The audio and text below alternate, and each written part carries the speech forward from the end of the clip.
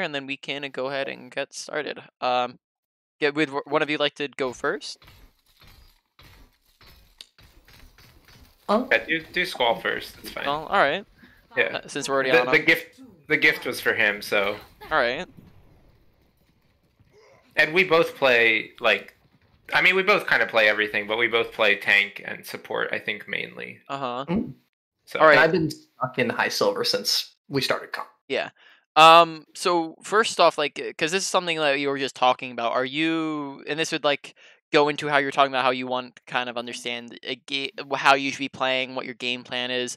Are you familiar with the 3 different compositions that there are in the game? Not super. All right, well then why don't I link that to you guys real quick. So here is a composition chart. I just linked that in Discord if you want to take a look. Essentially, this goes over the 3 different comps in the game and how you should be playing with them kind of accordingly.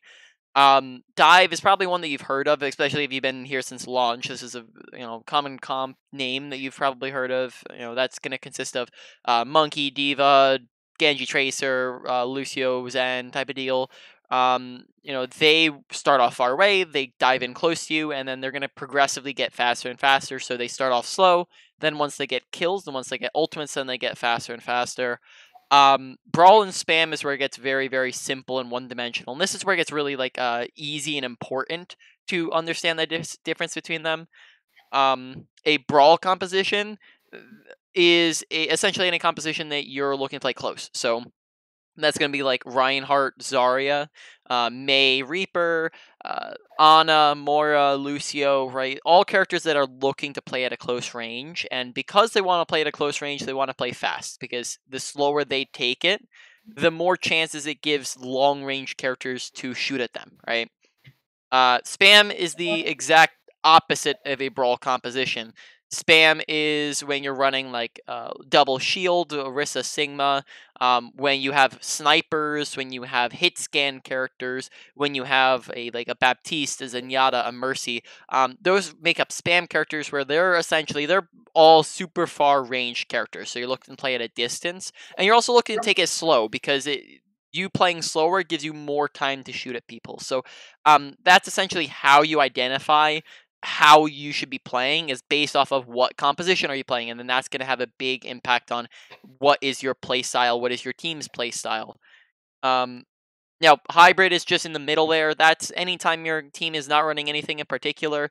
They're just playing whatever. That's going to happen a lot of time in ranked, and you're not really going to have a clear objective. It's going to be more like deathmatchy styled. You're all going to be doing whatever. So if we take what we just read there and apply it to the game that we're currently in, and we kind of look at the team comps, right? Brig is a pretty all-around character, but she's mainly a brawly character. Zarya is brawl, Reinhardt's brawl, Ashe is a spam character. Echo again is kind of an all-around character, but she is a little bit more spammy than anything. And then we have an Ana who's brawl. So overall, our composition is a brawl composition, right?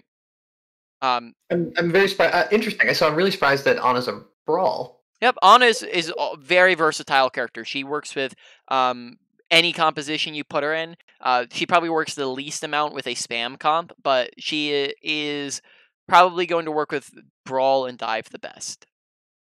Interesting. Awesome. Yep. Enemy team, right? This is also really important, is to identify the enemy team, because we can't just identify what we're running with, but we also have to think about what are we running in comparison to them, right? They're running a little bit more of a hybrid comp, right? They don't really seem like they have much of anything in particular. They have Ashe who's spam, McCree who is spam, Lucio who's brawl, Zarya who's brawl, Moira who's brawl, and then they have Monkey who's dive. So they're just running a little mix of everything, which just means that in general, we just want to be looking to play fast into them. We want to be looking to play aggressive, right? Trying to take it the fight fast. Right, that all makes sense? Mm-hmm. Okay. Yeah, I like the back there.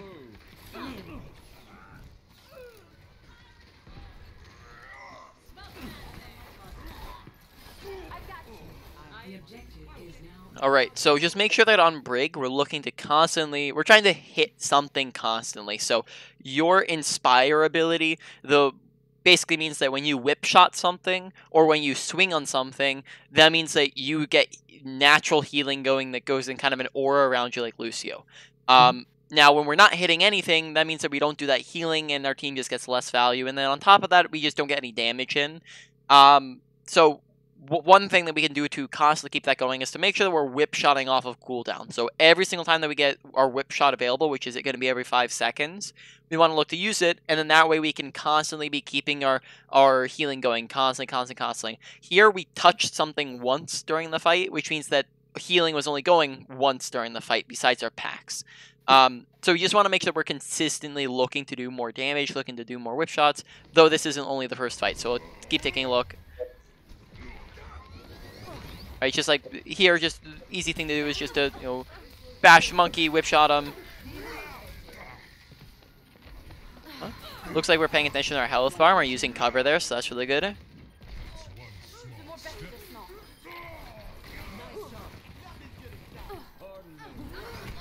Alright, make sure you're not getting too aggressive. Here on Brig, we don't have a lot of health. We only have 200 health. So we want to make sure that while we're still swinging on stuff, we also want to try to use our tanks to help us out and create some space for us.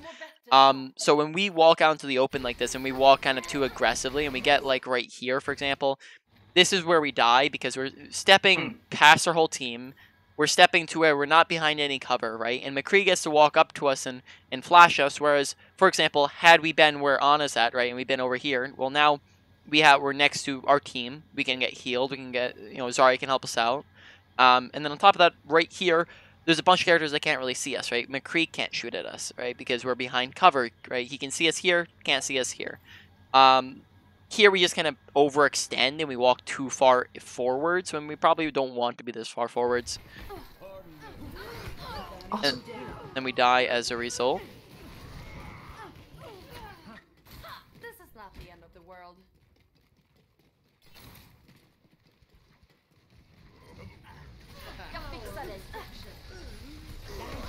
Okay, pack usage looking very strong so far. I like that we're not kind of over-healing people very often. That is a thing that I see, like, even people up near, like, Platinum are struggling with, is whenever they're playing Brig, is they, like, over-heal people when they're full HP with packs, but it looks like we have good awareness of when people are low, and we're actually healing them when they need healing. Just make sure we're looking to use Whip Shot much more often, as I very rarely seen us use the ability, and we want to look to use it pretty much every time we get it. That way we can just keep our healing going, our Inspire going. It's called procking your Inspire. You just want to continuously proc your Inspire.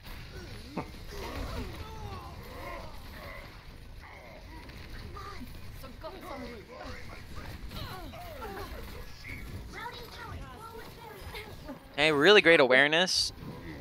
I like that we're looking around as well. Get back in the fight.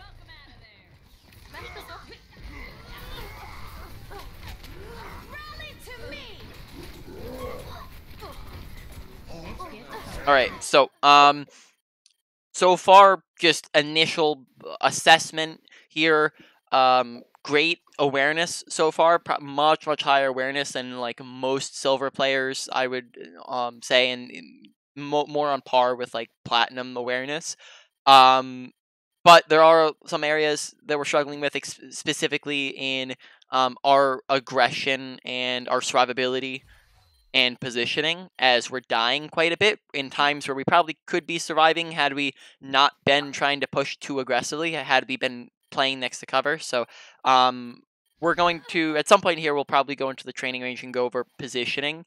But for now, just keep in mind here, like, when we're coming in this fight here, gotta pay attention to our health bar. I like the rally. This is really good timing for the rally. It keeps us alive, and it's not used too early or too late in the fight. And we're using it pretty fast and holding on to it. But we end up pushing too far forwards when we're still 100 HP, right? We're 100 HP, and we just kind of run at them here. Okay, we run at them. First off, we're standing on the open. We're running past our entire team, and we're running in when we only have half HP still, right? So good ultimate usage, good awareness, but we're not paying attention, or the awareness when it comes to our health bar here wasn't, we didn't pay attention to that. But then on top of that, we just get way too aggressive. Like, look at us in comparison to, like, where our team is. Better positioning would have been right on top of our tanks here. Then we can get armor. We can wait till our armor goes up a little bit higher, and we can get armor pack or we can like kind of get our tanks armor going. And that's just gonna be better overall for us here. But we get too aggressive, and then again, that results in us dying pretty much instantly, right? So we gotta watch our aggression and make sure that we're not getting too aggressive when we don't have health, and we're not getting too aggressive to where we're pushing past our tanks, and when we do have very low HP on character like Brig. Right, and then I think we're definitely gonna go over positioning at some point, but might just wait a minute before we go over that. Perfect. Yeah, that makes sense. See if there's anything else we can kind of do in training range. Just look for, here, just look for the whip shot on someone there. That's just a very easy way to mean that you don't have to use every single pack here, and you can just do a little bit of healing so that on your Ana, so that you're not required to use pack. It's just very, when it comes to our kind of overall play style here, very good packs, but we're not really being damaging enough. We're not kind of impacting enough. We're not swinging on stuff. When we do go to swing on stuff, we go from 0 to 100 very fast. We go nothing, nothing, nothing, nothing, nothing. We're not hitting anything. We're not swinging on anything. We're not whip-shotting anything. And then all of a sudden we run into them, right? And we run so far into them that we die. When we want to make it a little bit more even to where we're constantly tapping them, constantly whip-shotting them, constantly touching them so we can get our healing going, but we also want to be safe to where we're playing with our tanks, so we're not getting too aggressive. Hmm.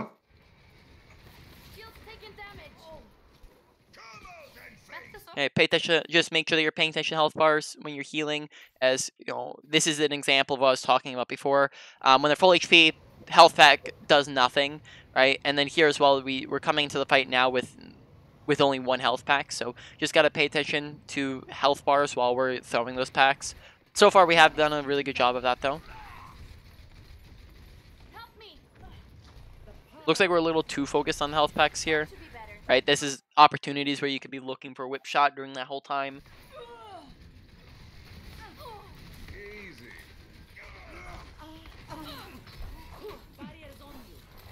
Yep. So the one, it'll actually tell you if you press tab while you're in game in your statistics. It'll show you on the bottom right when you're at Brig your Inspire uptime. So how often is your Inspire active? And that's gonna be I'd probably say that's gonna be a really good statistic to keep an eye on for you.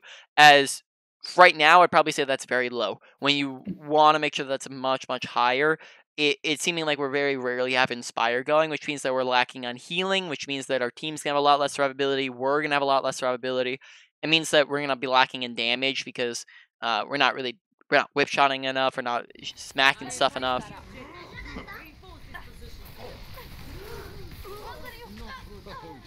All right. Nothing too much to say about that one. 75% of deaths will have something that you can look at and go, snap, I should have been positioning better, I shouldn't have gotten that aggressive, I should have used my abilities differently. But there's the other 25% where, you just got outplayed, where you just, got one tapped. Sometimes there's not much to go over. I've got you. Damage boost engaged. Now see what I can do. Alright, so first off, just coming into the fight here on the Mercy. Same thing as Brig. When we're on somebody and we heal them and they're already full HP, this is time where we are doing nothing. And this is even more important on Mercy, because on Brig we just tap at them and we just waste the cool. Probably say not more important. That's my bad. I didn't mean to phrase it like that. But it's very important that we pay attention to this on Mercy, because this time that we're spending healing this Echo right now is time that we are doing nothing. And we're gonna see that we do this again in a moment here.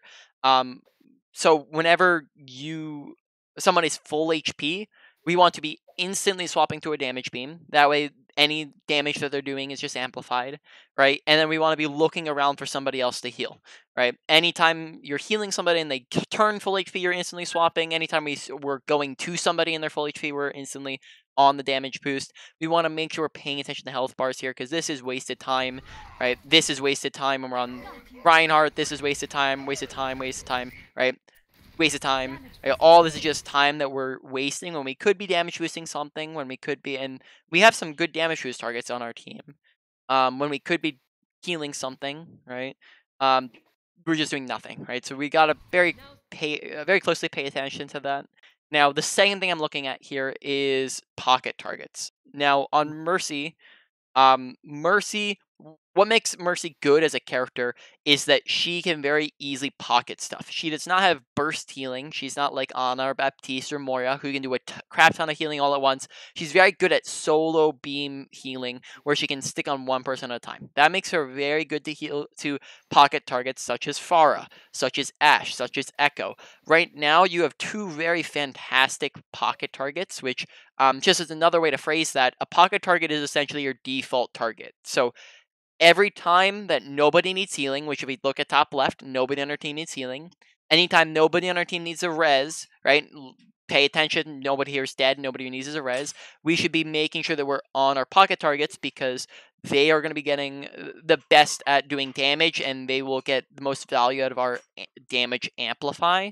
As well as they're going to be the best things to keep alive, as you know, our Ana can very easily pocket the tanks here, but she can't as easily pocket the DPS, whereas us as Mercy, we can very easily pocket the DPS, but we can't as easily pocket the tanks, because Mercy, like we talked about before, does not do any burst healing, right? So again, playstyle thing here. So Ashe and Echo are who we want to be pocketing here and staying with to start off. So again, that's your default target, not being on the Zarya to start off.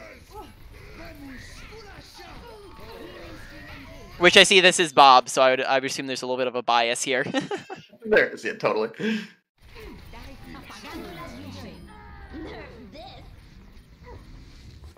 Oh, okay, looks like some of our awareness went away there.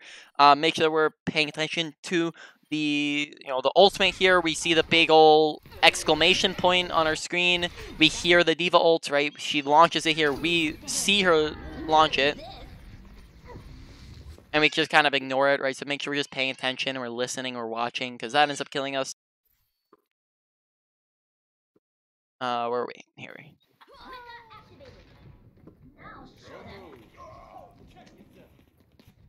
Back in the fight. Turn it up. Lifting off.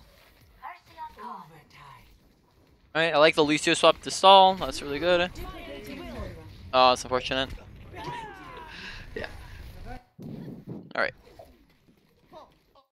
Why don't we swap to Bob here?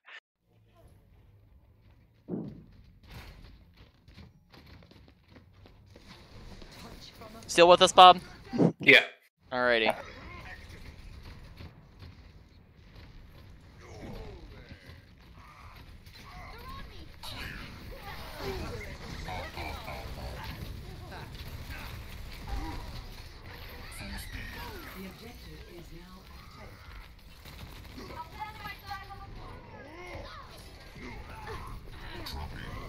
Oh, very, very nice slam. I don't know if that was on purpose or not, but you jumped off their head.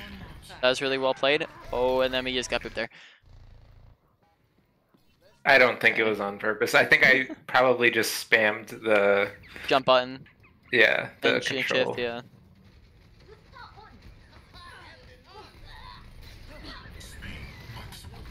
Alright. Why don't we go to training range, and then we also, I forgot we never went over positioning here, so we'll Squall just, and this is going to apply to both of you, most likely, because this is something that most players are going to struggle with. And if we are, first of all, we'll do positioning, then we'll go over the other thing I was going to go over with ball. If we are standing here, right, and there's a bunch of enemies, right, standing there, and they're all shooting at us, it takes us 1, 2, 3 seconds to get behind cover, where now we're safe. Now we took no damage. There's something blocking it. We can't take damage from here. But in that time it took us to walk here, and even if we're on ball form and we're speeding out, right, it still takes us a second, right? And especially if we're super far out in the open. In the time it took us to get here, we died because we were too far out in the open, right? That means that, therefore, good positioning is the usage of cover, right? Standing right here, because in half a second I can go like this, right? Where they can see me, now they can't. See me, now they can't, right? So good positioning is the usage of cover. Bad positioning is the absence of cover. So this applies to every single character in the game. This applies to every role. This applies to most FPS games out there. We just want to make sure we're sticking next to cover. As Squall, that was resulting in a whole bunch of deaths on your part. It was just because we weren't paying attention to where we were positioned, and we just got too aggressive and out in the open. Okay, there's a bunch of different types of positioning. We can use slopes like this, right? See us, can't see us. Pillars, right? See us, can't see us. We can do this while we're reloading, while we're low HP, when we're just trying to dodge out damage, right? Corners are very fantastic one. Walls, okay? Pillars, corners, doorways, corner, right? All of high ground acts as natural cover, right? So all platforms here act as natural cover. They can see us, now they can't see us. They can see us, right? Now they can't see us, right? So this all acts as natural cover here to where we can just back away from the ledge and they can't see us. On top of that, people can't really get up to high ground too easily, right? Most characters in the game can't get to you without running to the stairs, and then the characters that can, they require abilities, which baits out their abilities. And then on top of that, we also have fantastic visibility from here. 1 second we can be over here doing something, next second we can be over here doing something. So that's all just good positioning tips. Now, on ball here, it looks like we're getting caught quite a bit when we're grappling.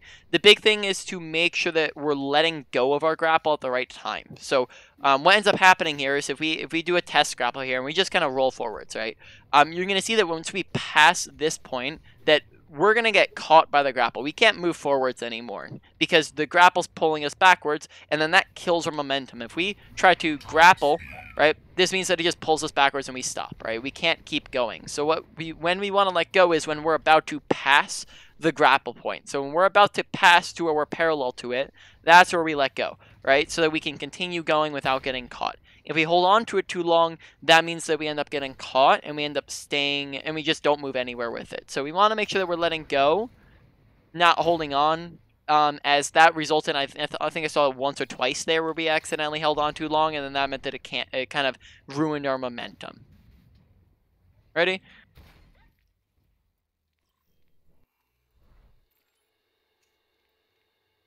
And we were on Nepal, or was that a quick play game? Or is this the comp? Oh yeah, that wasn't even imported. That's my bad. Snap, so many Nepal games. Hopefully this is the right one. Traveling to Nepal. Ready for battle. Yep, here we go. Ready for... This was okay, so this next fight.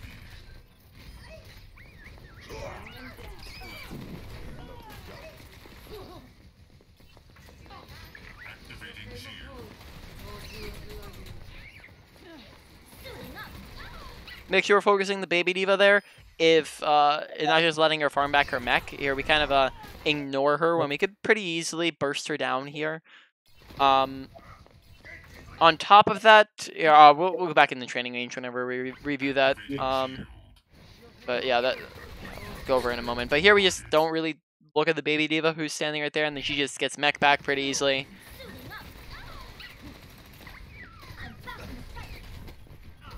So that's another example of us holding on to it for too long, and we also kind of run into the wall with it, right? Put some distance between you and the wall. You don't want to be kind of walking into the wall here.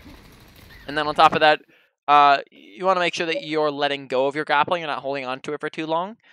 Also, you might be better off a lot of the time grappling a little bit further. So instead of grappling right here on the wall, we can grapple higher. We can grapple in front of us further. That way we can get more, essentially we can be going further at a more consistent rate because of the fact that we keep our fireball longer. So we can kind of, it'll get us some more distance if we're grappling to a further distance, and it'll be a little bit easier to control our ball form.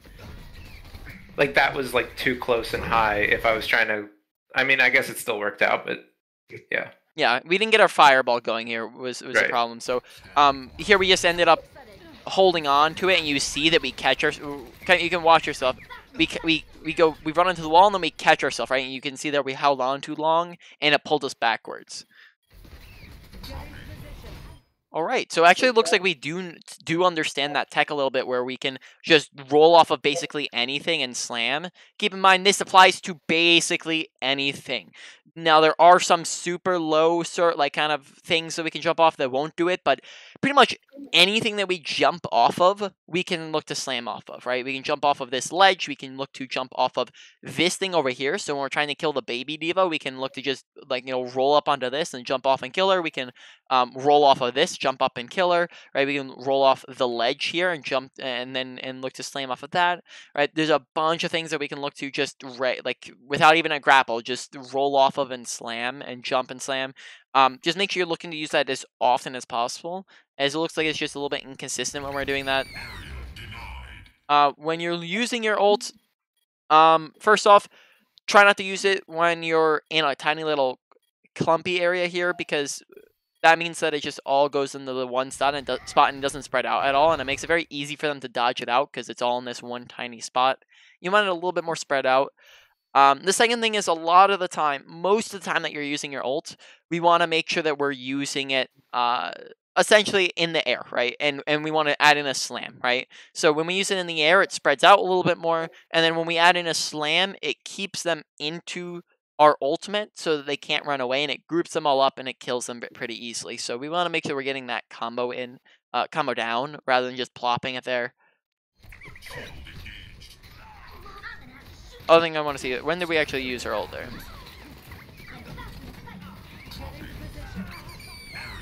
That's fine.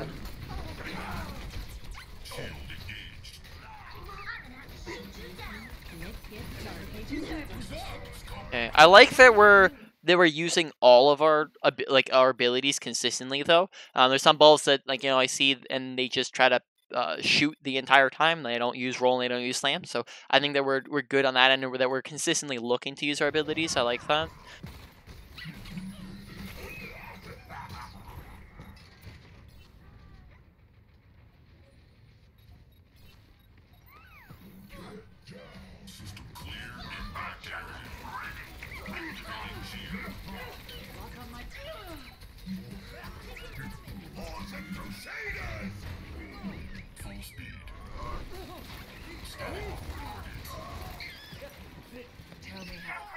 Okay, very nice.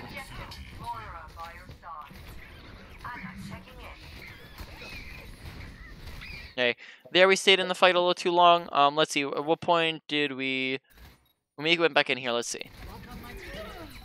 This point right about here is where the fight was lost. So, actually, so we get the shatter off. That's fine. We're looking to capitalize on the shatter. We see that. We get the Moira. At this point, we see that the fight is lost. We should probably be looking to get out, not stay in for, because of the fact that we're down people. So why don't we go over this, as this is a big awareness note, and this will probably apply to both of you here, since you are on the lower end of the ranked spectrum here, and typically this is stuff that even people higher up struggle with, but just on an awareness note, how to know when a fight's won or lost, right? So the biggest way to tell whether or not you're winning or losing a fight is to watch kill feed, right? When we see kill feed and we see that we're up 1 to 2 people, which is the top right of your screen here, that means that you are at an advantage. When you're at an advantage, you want to look to play more aggressively, because you have less people who can punish you. When you're up 2 to 3 people, that is where you've pretty much won the fight, right? At that point, you don't want to be using any more ultimates. You want to be looking to play super aggressively because you want to pick up stagger kills. Now, this also goes the exact opposite direction, right? When we're down 1 to 2 people, we want to be looking to play more passively. It doesn't mean that we lost the fight yet, though, right? But when we're down 2 to 3 people, which is in this case right now, right? Right now, this is a 2v4. Or sorry, this is actually in a moment here, I think our Lucio dies, right? But in this situation, right, it's a 1v3. So at that point, it's lost, and we just end up staying in for a little too long. So when we lose a fight, we want to make sure that we are not using ultimates, which isn't a problem here. But then on the same time, we also want to look to get out if we think we can get out, or we want to let them kill us so we can die as fast as possible. In this situation, I'm pretty sure we could get out here, but we just end up kind of staying.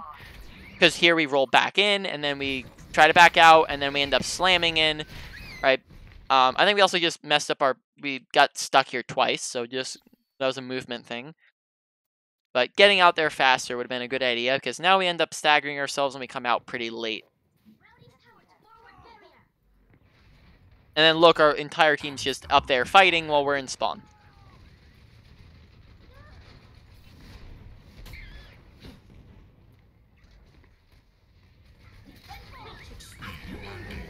Hey, really good ability usage there.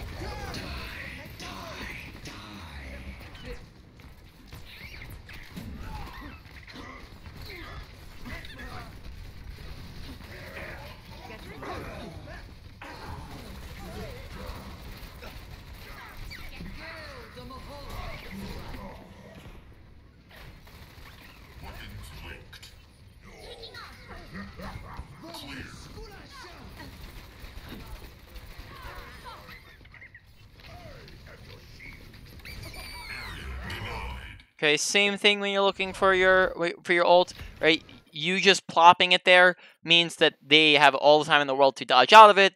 When you slam, it forces them into the center of your ultimate. So we'll just go over this real quick in the training range. We'll go over 2 different ball tech things here.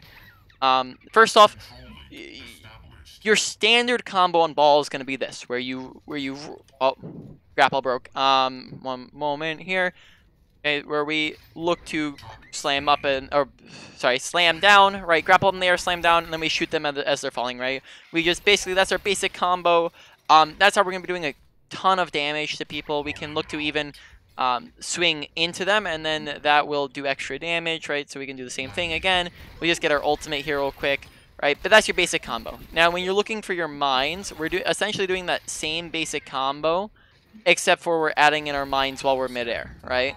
We mines midair, we slam, and then we can shoot people while they're trying to run out of the mines, right? This spreads out your mines a little bit, gets across a wide area.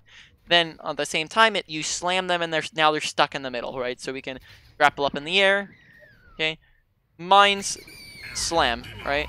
So what this does is it spreads them all out, right? And then now they're stuck in the middle of it, right? We kind of slam them into it. So when you're using your ult, don't just look to plop it, look to slam into your mines. Now, if you don't, this is some slam tech here, if you don't have an object to jump off of, let's say you're on point, right? There's not really anything to slam off of here, it's just a flat area.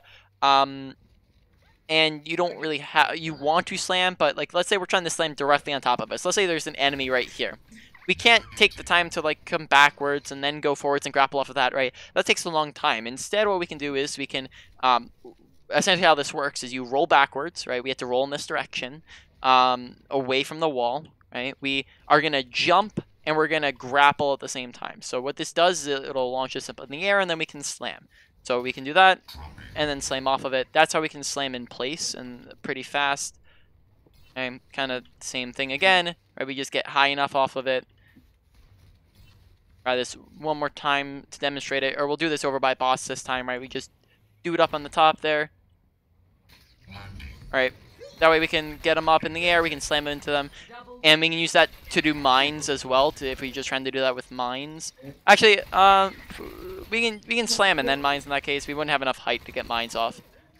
Yeah, I was gonna ask, is it better to do mines in the air and then slam because there's the delay on the mines, or slam they're in the air stunned and then mines when they land? Yep, you want to mines in the air because the activation time, basically if you slam first, that means that the activation time just lets them get out of it, right? If you mines first, the slam comes in second, the activation time has already started, and by the time they land out of the slam, they're hitting it, right? So we can demonstrate this here real quick, right? We can see mines. Oh, I'm actually screwed up the slam, but the activation time, basically, you want to slam second is the thing. You want to use your ult first. Double kill. Triple kill.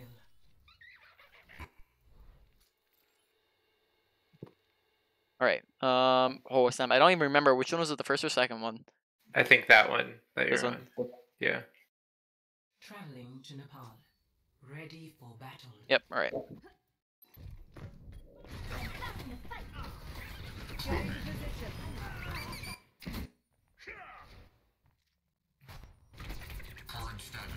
I think this is where we kind of plop it down again. Yeah. So we're in this fight.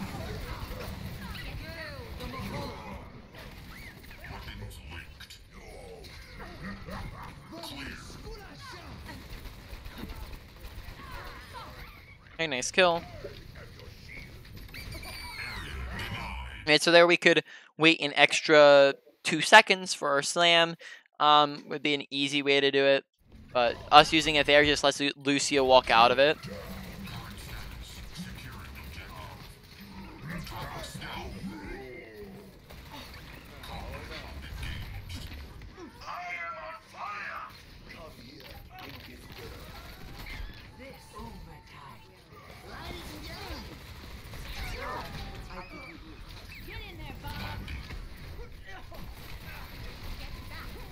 Okay, when you know that they don't have stuns at all, right? They have nothing to stop you. When you're coming in against a Lucio and a Diva, right? The only stun on their team, the only 2 stuns they have are their hook and their McCree flash. We have a delay here before we start firing, right? We here you can see we slam. We slam and then we kind of like walk backwards before we start shooting. When they don't have any stuns, start shooting immediately. There's no reason to wait on the shooting. Right, because that just gives them more time to run away, and there's less follow-up, right? We want to be able to kill them as fast as possible.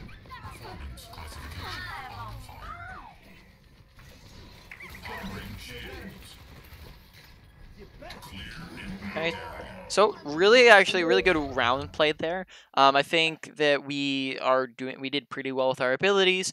And honestly, I'd like to just see more gameplay. We didn't really make a ton of mistakes, as shown by the fact that we're on fire, and we won the round. So we actually did pretty decently. I think ultimates are our weak suit on our gameplay, as we didn't really get any kills with any of them. On top of that, just need to work on some combos a little bit more and just get more efficient at killing things. But besides that, I like that we're using our ability usage pretty well. We understand some basic combos, we understand some basic ball principles, so your understanding of the character is pretty good. So let's just keep going here. Just swap the squall next round. Ready.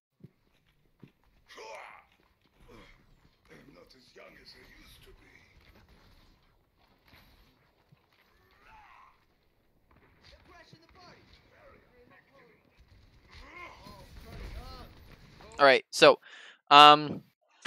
team comps real quick, right? We're running whole lot of nothing. Okay, we're running a Ana, Ryan, Lucio, which is a brawl comp. Ash and Soldier, which are spam, and Ball, which is versatile. So really, we're not really running any form of we're running a hybrid right now.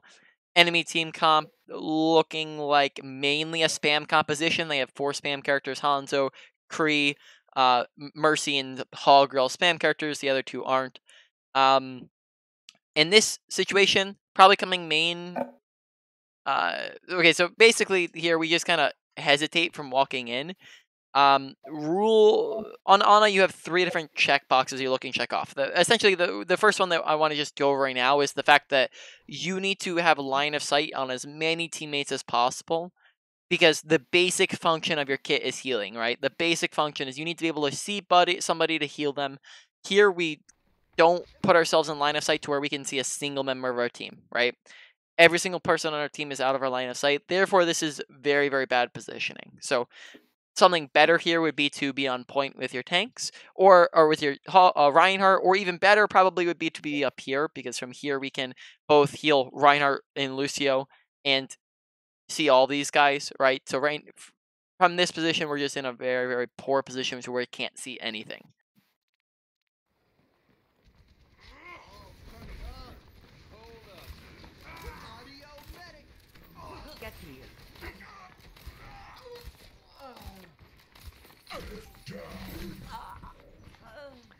Alrighty. Just the only thing that can stop that is just awareness and making sure you're paying attention to him there. It seems like we're very fast to swap characters. As I've seen a swap character, I saw a swap between 4 different characters last round, and this is now us swapping like between characters in the first round here.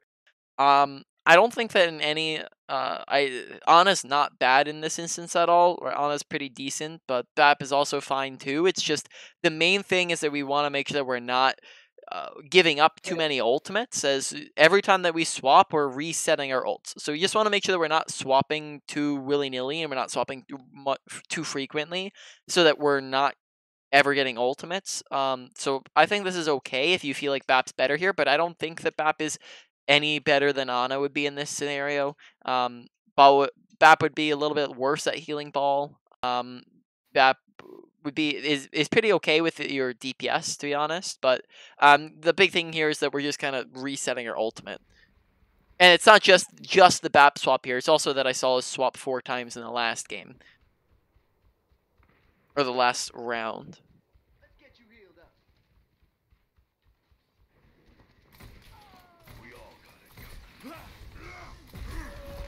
How about a little extra here?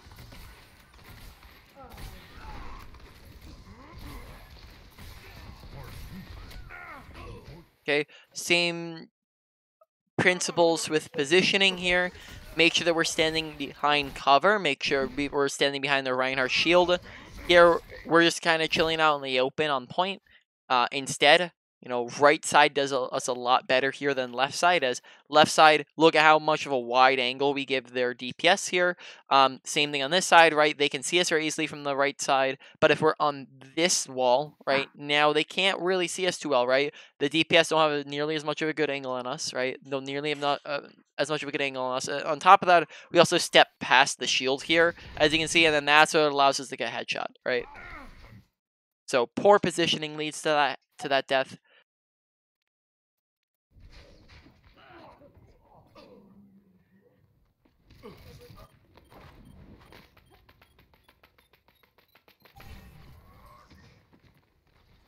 Okay, third time we've swapped the character, right?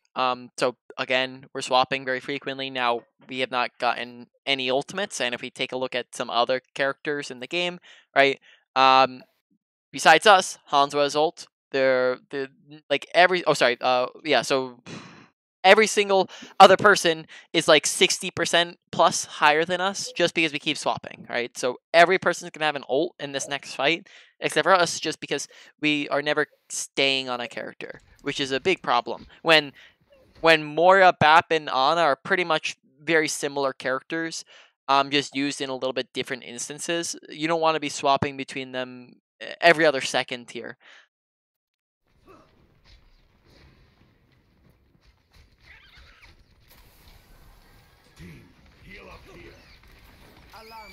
Okay. So on Moira, actually, before we talk about that, on top of the fact that you're swapping between a bunch of characters, this is also giving me the impression that maybe you do you typically, I guess, let me figure out how to word this. Are you typically spreading out your playtime between all these different characters? Yes. I would say I probably play. I don't. I'd have to look at my history, but I probably play most of the supports pretty evenly. All right. I would recommend focusing more towards like 2 or 3 characters. When you're focusing on how many, I don't even know how many sports there are, like 6 or 7. When you're focusing on that many characters, let's just give it a hypothetical of this, and let's say you have 6 characters and you have 600 hours that you're dedicating to each character in total, right? 600 hours in total. That means each character gets 100 hours. Now, let's say you cut that in half to 3 people. Now, that means that each character now has 200 hours, which means that you have twice the experience with their abilities, with their kits, with their playstyles, because every single character has a different playstyle and how they should be looking to play. cut that down to 2 people. Now that's 300 hours that we have on those characters. So you probably, when it comes to improving, you're probably not going to want to spread yourself too thin across all these different characters. But it ultimately is going to depend on what your goals are. If you're just looking to have fun, no issue there. This is out of all the things I've said so far, this is the most on you decision for you to make. It totally depends on what your objectives are. If you're looking to have fun and you have fun playing a bunch of different characters, feel free to keep playing those characters. But if you want to get better or improve, then focusing more towards a couple is going to be the best way to do that fast, as it'll get you more centralized and you can learn their kits and play styles the best. Oh, so that's really interesting. Okay, so the reason I was focusing on different characters was because I thought it was the goal was to see kind of who lines up with the map, the comp, and the enemy team the best. But is there so you would say like 2 to 3 characters was best to focus on. With supports, I probably want to have a main and off, and like maybe like another off or something like that. Or is there a recommendation you have? Typically in rank that's gonna be a little bit different, but playing within one category is gonna be the easiest. You want to put most of them in one category so that all their skills translate into each other, right? But of course, if you ever need to play another character because it's required, like let's say for example you'd never play Mercy, but then all of a sudden you get a Pharah or an Echo or a Bastion, and you're just like, snap, I think we need a Mercy here, right? Then feel free to swap over. It's just more like you want to centralize your focus on the certain characters. And then when it comes to who to main, that's completely up to you. It doesn't really matter who you're picking, as most supports are pretty powerful right now. Probably say Moira's not the Ana and Baptiste are just gonna be better than if you're trying to pick Moira. But yeah, it's gonna really depend on what you want to play, like prioritize and play, like which ones you have the most fun playing, which ones you feel like you're the best at playing. Does that feel like that answers your question? It does. And so, from what you were saying earlier, Ana can basically go into any comp, right? Yep, she's very flexible. Yes. Awesome. Mm-hmm. Yeah. Cool. There's when it come there, you are right that every composition that you play with and you play against, and every map that you're on, different characters are going to be good. But when it comes to just improving at the game, that doesn't necessarily matter. So if you feel like you're being very heavily countered, if you feel like your character you'd be doing much better on a different character, then like I said, feel free to swap to that character. It's just more like you're trying to prioritize rather than flex to everything all the time. Right? Got it. Yeah, that makes perfect sense. Alrighty. Now I feel like I had one other. Okay, so Moira here. This orb. Essentially on Moira, you're looking to get around like a 50-50 split with her damage and her healing. So essentially how that works out is anytime that you are not healing, you are damaging, right? So anytime nobody's low HP, nobody needs an orb, right? That means that we want to be looking for damage. So that means that when we're coming to this fight with our orb, this applies to our beam. This applies to our ultimate. This applies to our orbs. This applies to our healing and damage output. When we're tossing this orb in, right? Nobody's really in need of it. We throw our healing orb when somebody's critical and needs burst healing. We throw our orb if they're too far away. For like example, if we're trying to heal Ball from here and we couldn't get to him, we can throw in a healing orb at him. We can throw healing orbs if we've run out of healing juice. We can throw a healing orb if we pretty much have our ultimate and we don't want to feed them any more ult charge. But in this scenario, we should probably be throwing a damage orb so we can get some ult charge going, get some damage in, and then on top of that, just healing orb is not needed when we toss it here, right? So when we toss this, let's take a look, right? Ball is barely down any health. He's down like 50 HP, right? And we toss, and he's also within our healing range here. So this orb really just does nothing, and then we're gonna watch as this goes off into like nothingness, right? It's just going to float and do nothing now for the rest of it. So orb didn't really get much value there. Where instead, every time you throw an orb, a damage orb, you can basically get like 9% ult charge off of that. So that means that in between fights, if we throw as many damage orbs as possible, we can usually get like 10-20% ult charge in between fights. This was the expected conclusion. Oh. We ended up going, we like faded and then we went like right and then left, and then that meant that our fade just didn't get its max distance. Make sure we're not fading into the dragon there, as well as make sure that you're sticking with the main bulk of your team, right? This is the same thing as when we were on Ana. Pay attention to where your team's at, because look at where most of our team's at. They're all up here. We went right side with only soldier, and that meant that we were isolated, right? Imagine if we went and joined over here, then this is a 5 and a 1 split rather than a 4 and a 2 split, right? And only soldier dies, we don't die, right? So make sure that you're sticking with the most teammates as possible on Ana and on BAP and pretty much most supports, because when you're separating yourself from your team as a support, you can't heal them and they can't protect you. And that means that pretty much your entire character doesn't do anything. And you're going to die much faster, right? Touch from afar. I'll be watching. And then yet another swap, right? So again, we haven't had a single ultimate this game, whereas every other character has had an ultimate, right? So we want to make sure we're just not swapping that frequently. Now, yet again, Mercy is actually pretty decent here. Actually, probably say it's not great. She's great with your DPS, but she's not great here because of the fact that you have a Lucio as a secondary, which Mercy Lucio healing isn't very great. So here, Mercy's probably wouldn't be the support you'd want to pick in the scenario because of the Lucio, but also just because we're wasting our ultimate. I'm taking care of you. Everyone heal up. Damage amplified. Get in there, Bob. Alrighty here, this is fine. I think no issues at the moment. You needed a doctor? Don't let up on that. Bob's not a real important person to be pocketing, right? He's not an actual character. So if Bob dies, it really doesn't affect anything at all.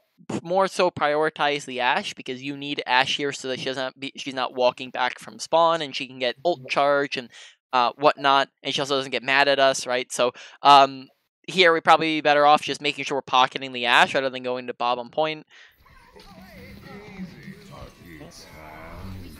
Oh, all right. So good res, but we kind of walk straight at a high nooning McCree. So that's I would think an awareness thing, because I would imagine that if you knew that the McCree was high nooning, you wouldn't be running at him. Keep in mind, awareness affects decision making. When we have no clue what's happening, we cannot make good decisions, right? When we don't know that the McCree's high nooning, we can't make the decision to go, oh snap, let's walk backwards, right? So here, us walking, I would have to hope that you're not purposefully doing this, but us not seeing the McCree here when he's high nooning just means that we weren't listening. We don't see him, the glow of him here, right? And we just walk forwards into his ult, and then we end up dying, right? So make sure you're keeping your ears open. Turn up your volume if you need to. I guess let's go over this real quick, since this is probably going to apply to both of you. But anything that we're talking about today, how you go about applying this, right, is you make sure you focus on it, right? If you go, the easiest way to not improve at the game is to autopilot. Instead of autopiloting, what you want to be doing is focus on improvement. So take 1 to 3 things, not all 20 and not all 30, because we're going to be talking about a bunch of stuff. Take 1 to 3 things that we've talked about. Make sure that while you're playing, those are your main focus while you're playing, right? So if we're talking about awareness or audio awareness, let's say, we're making sure that we're not just turning up our volume, but also prioritizing it and making it the main focus while we're playing, so that we put a bunch of our attention into it.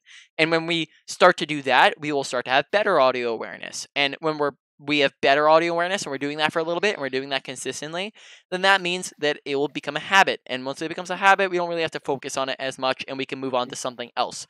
So when it comes to anything we're trying to improve on, just make sure you're focusing on it while you're playing and not autopiloting. And then, here, this scenario, we just end up dying because we weren't aware that the McCree is high nooning. Either that or we just decided to go run into him, even though we know. No, you're right. Even on the replay, I missed you with high nooning. Which right now that is a little bit more acceptable because I have my volume at 20%. Usually I have this at 100, so it's a lot louder. If you need to, turn up your volume while you play. But then the other thing is just to pay attention to it. I have this low so I can hear myself and you guys talk while I coach.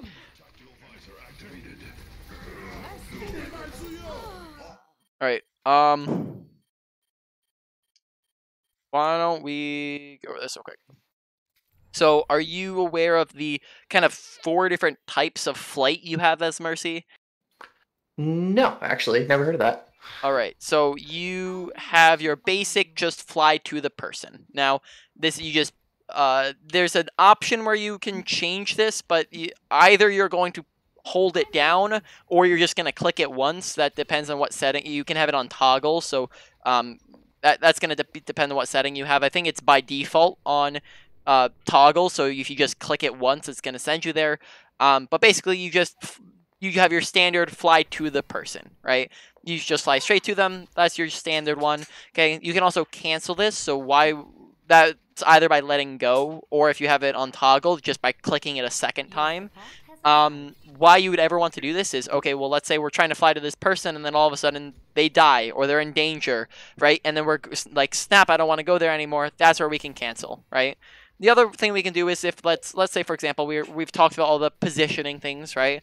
If we're trying to not be out in the open right like this, what we can do is we can cancel it so that we're like coming from this cover to that cover, right? So we can cancel it when we're right here, so we end up being behind cover instead of out in the open. All right, so that's number 2. Number 3 here is going to be going past the person. We can accomplish this by adding a jump right before we hit him, right? And then that launches us past the person. If we do this too early, then we'll just go here, and that doesn't really send us anywhere. We want to do it pretty much as we're hitting the person, right? So right around here, that can send us past the person. Why would we want to do this? And this is exactly what we should have been doing, and I'll show you why you died here in this moment. But essentially, again, if we don't want to be out in the open and we're trying to get over to somewhere, we can look to fly past the person and over to cover, right?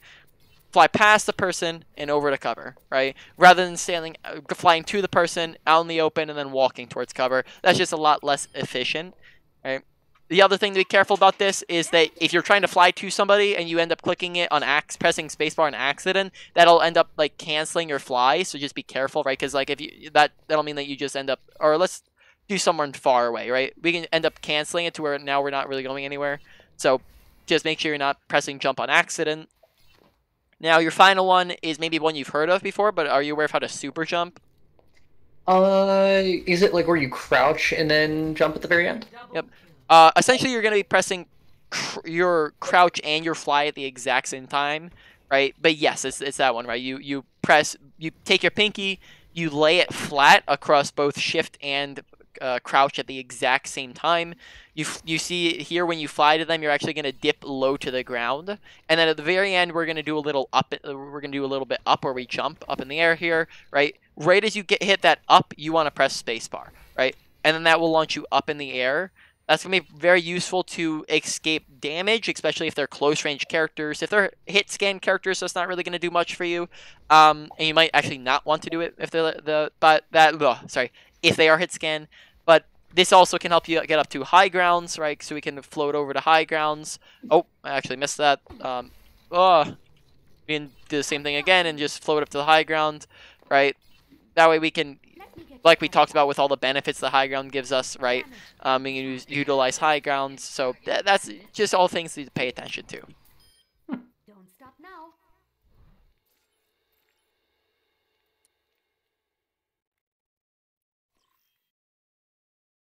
Traveling to Nepal. Ready for battle. Everyone heal up. Okay, so when we die here, I think this is where we die. The reason why we die is because when we fly in here, instead of flying past, right, and adding in the jump and going over here to where it's maybe safer, behind cover, further closer to our team, look at what we end up doing, and we can watch this in slow motion, as we kind of end up just plopping ourselves on the middle of point. Right, so we fly in, and I actually think there we might have canceled. Either that or we flew... did we cancel that? Yeah, it looks like we might have canceled actually, and then that look at where that plops us, right? Just out in the open, 1, 2, 3, 4, 5 people can look at us in the middle of a BAP window, right? This is just not a place we want to be, right? Very, very clearly, they're just this is we gonna get insta melted, and then we die, and that's why we die, right? So instead, we fly straight in, fly past them, add in the jump, and then we can get to a safer position. Oh. There's no stopping me once I get into a rhythm. Kill.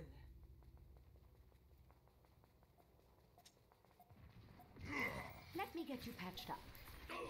Damage increase.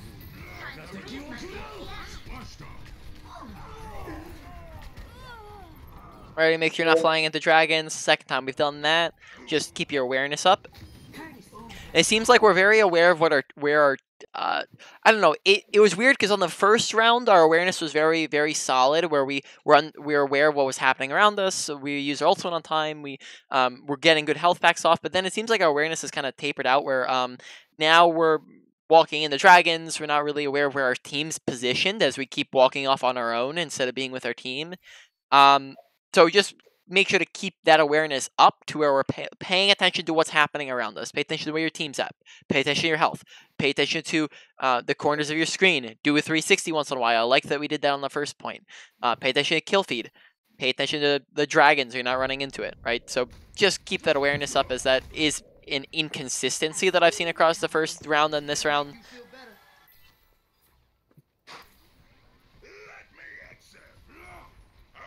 My ultimate is charging. You needed a doctor? We are on the same wavelength. I got it. Make sure you're staying with your pocket targets, not, or I guess here this is fine because our team is kind of walking on the open. Probably be better if we were with Ashe here. So if we see Lucio's with Ryan main and Ashe is going top here, we want to be with Ashe so we can be with our pocket target. 1, 2, we want to be up here so that the people up here actually have healing. Whereas if we're split and these guys don't have healing, then they're going to be screwed, right?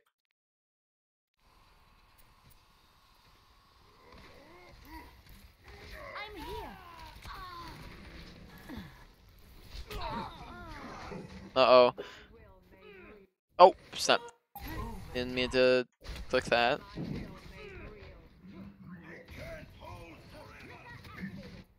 Die Wunder der modernen Medizin.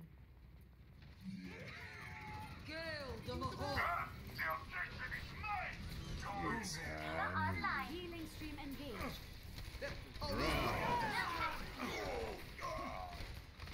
Alright, not much we can do now. Fight's pretty much lost. Nutty res somehow. You got that off.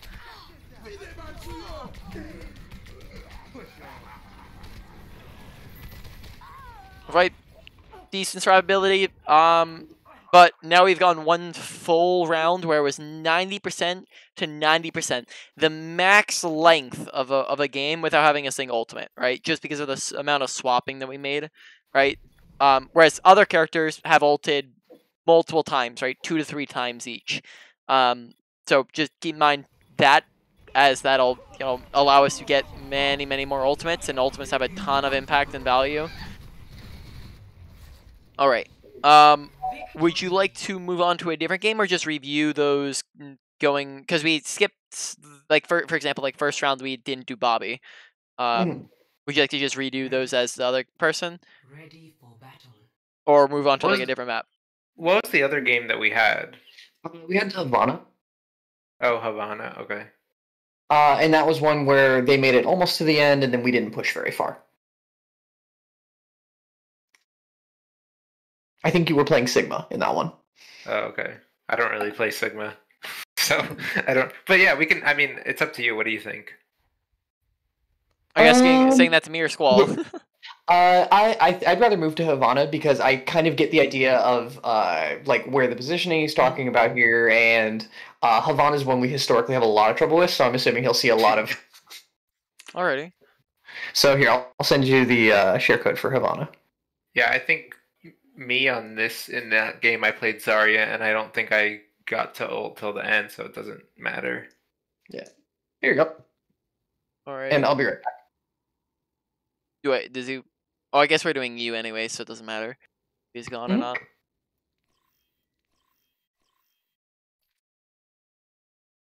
Traveling to Havana. Ready for. And these were from a couple. We just played a couple of rounds. We played like 2 games just before we met with you, and we won both games. So we were like we were trying to lose, so we could show you, do something more updated. But then he still had these from I think 4 or 5 days ago, and he watched them and said, that they were pretty close. All right. Are you wanting to go over your Winston here? Ready. Yeah, sure. All right. Wait, we have. Is this? This might be quick play. Oh, I mean, it shouldn't matter too much. Okay. I mean, it is a 16-minute game. I doubt it's a 16-minute quick play game. And no, it's not quick play because you can see at the very top there's 2 numbers, 0 and 0, which means that means 2 rounds, right? You can't. If it was quick play, then there'd just be 1 for the single attack, right? Oh, this is open queue. That's why. Because I was just looking at our team and I'm the only tank. Oh, That's okay. why. Yep. I didn't even notice that. 5, 4, 3, 2, 1. Attackers incoming. Stop the payload. Alright, so first thing for you to note is the team comp stuff, as we are not running a dive, right? First thing to note here, if we go in, we have 0 support, and we also have very low healing because we're on Mercy Zenyatta. So we have to be very, very careful when we're going in that we're not hard engaging unless we have our ultimate or we have some form of something that can help us stay in longer, like a Transcendence or a Mercy Valk that's going with us, or if we are up a bunch and we have an advantage, right? We just have to be very, very careful because we don't have support and we have low healing. On top of that, they're on a Bastion, so I would imagine that I just took a look at their team comp. And a ton of stuns. Monkey is not the character that's gonna be great here. So I would imagine maybe you said you swapped at some point here. Is that after you see the Bastion? I think I die very early and I swap. Yeah. Okay. So then, I agree with the swap. Good decision. I think as soon as I saw that Bastion and dropped the shield, I was like, all right, this isn't gonna work. Yeah. Make sure you're not dropping shield. You're not just plopping it down. You want shield for when you're engaging, not just plopping it, because that's more of a move you want to make on, Orisa, Sigma, Reinhardt. You're not just going to plop down shield to let it take damage because it's a very long cooldown on Monkey. You want it to where you're engaging. Alright. So essentially, when we see the Bastion, we have to, whenever we're up against any different team comp, right? Team comp dictates playstyle. When we're up against the Bastion here, essentially we just have to have a super, super passive playstyle. We're not looking to kill anything. We're just looking to exist and contest cart. Because if we can contest cart, that gives time for our Hanzo, our Ashe, and our McCree to do work and to kill stuff. If we exist and try to just contest, we are able to stall out cart and not let them just push it all the way through. Right? That is now should be how we're thinking about our playstyle here, which is good. I like that we don't waltz at the Bastion, that we kind of stick next to cover here, so that's really good.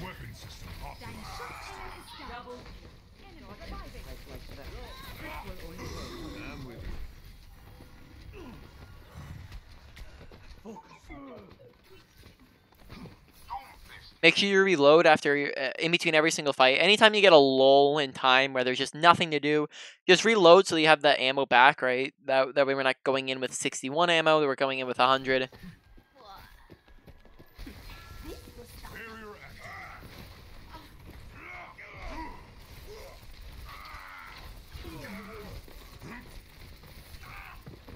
Okay. Oh, sorry, I didn't mean to skip there, but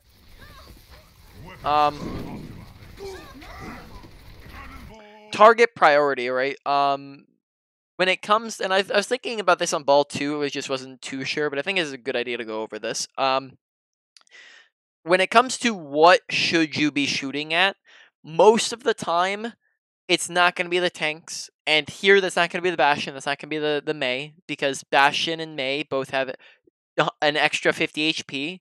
Mei has Ice Block, Bastion has self-healing, and on top of that, they're all going to be pocketed super, super easily. tanks usually have 2 to 3 times the HP of squishy targets, right? And they have tanking abilities as well. Here we need to make sure we're focusing the supports, not just trying to tickle Reinhardt on the front line and Mei on the front line, because they're just not going to die. Right? That's not how it works. You tickling Reinhardt isn't going to kill him if he's being pocketed by an Ana and a Mercy, and he has 500 HP. Right? So instead, and this applies in all most situations, whenever we have an equal opportunity to go on somebody else, we go for that other target, right? So on Monkey, where we can very easily kind of bypass tanks by we can leap, we can kind of just walk past them and get on top of them and then leap out. We want to make sure we're focusing the Ana and the Mercy here. Now, there are situations where we focus those other targets when they're out of position, when they're low HP. Let's say Reinhardt's 1 HP, right? That's a different situation. Then we focus Reinhardt. Let's say that Reinhardt's the only thing alive, or the only thing that we can shoot at because we don't have leap, or we can't really make our way over to the supports very easily. Then that's fine. Focus Reinhardt. But whenever we have the option to go for the supports, make sure you're trying to focus the supports, right? Or the DPS if the DPS are a little less squishy, which usually is going to be the case. Usually they're not Bastion and Mei. Bastion and Mei are the tankier DPS out there. In this situation though, and in most other situations, we don't want to make sure we're focusing the supports, because I haven't really seen it. Most of the time here we've just been shooting at the Ryan and the Mei. Now here Ryan's out of position, right? This is a situation where we're going, okay, well, yeah, I want to kill Ryan. Plus they killed 2 of our teammates, so we're looking to get out here. So that's fine. I like that we get out very well. It's very apparent that we're playing at a lower rank, because we are doing very, very well on these characters in comparison to everyone else around us. So good job you're getting out consistently, and that's a really good thing. Make sure you're not looking to push in here. Pay attention to what your team's up to. You have 3 players in spawn. Can't really be pushing in here because we're half HP. Also, popping bubble here is just kind of useless. Doesn't really do anything but just waste the cooldown. So this really isn't a time that we want to be doing anything. If anything, we want to just be backing up and getting healed, and that's it.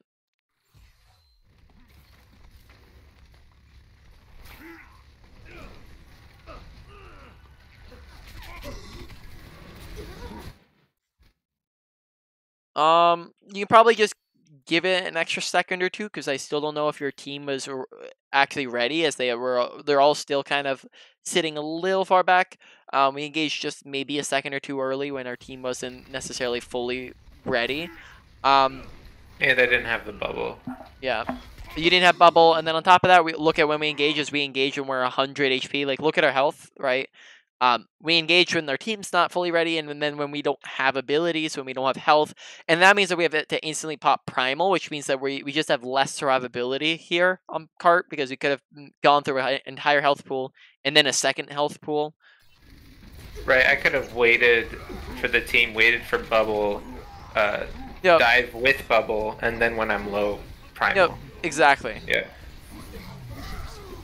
That was a weird jump there. It kind of launched you down. Step right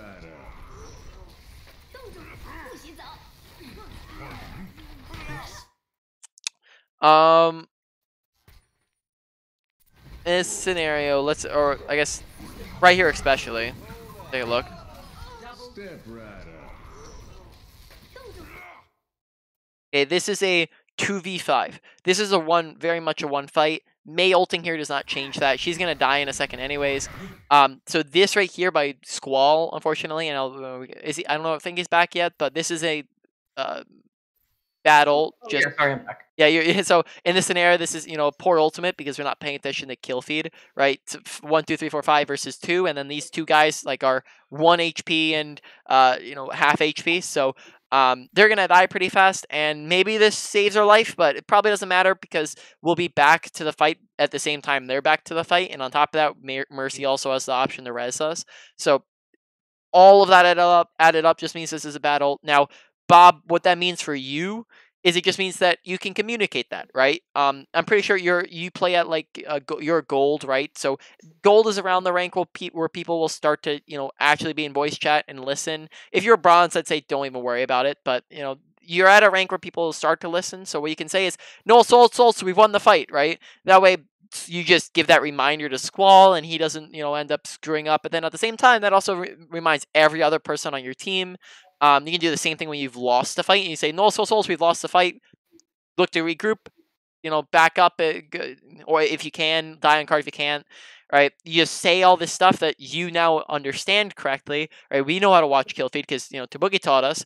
And that means that now we can help our team out, and then they don't end up overulting. Because Squall here, look, we trance, and then now there's only one Reinhardt here. Trance isn't, who's also 1 HP. Trance isn't going to be needed in this situation.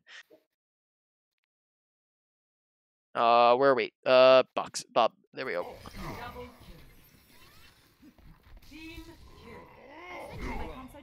Right. Right now, whenever a fight's done, we want to be looking to reposition to the best place possible for us. Right here, that's going to be high ground. Right. We talked about all the benefits of high ground. On a tank, on a dive tank, what we can do from high grounds is we can drop into them without having to use an ability, right? We don't have to use leap to get on their backline and get on their supports. We can just walk off high ground, be there, and then when we're low, we can leap back to our team, or we can leap back to wherever our team's at. We can leap back to the high ground, right? And we have that leap as a getaway, right? We don't have to engage with the leap. So the high ground becomes very good for us in that sense, and it also gives us really good angles to engage from. Here, holding forwards probably isn't the way to go, just because there's not much of a way to, we're just going to be sitting on the Reinhardt in that case.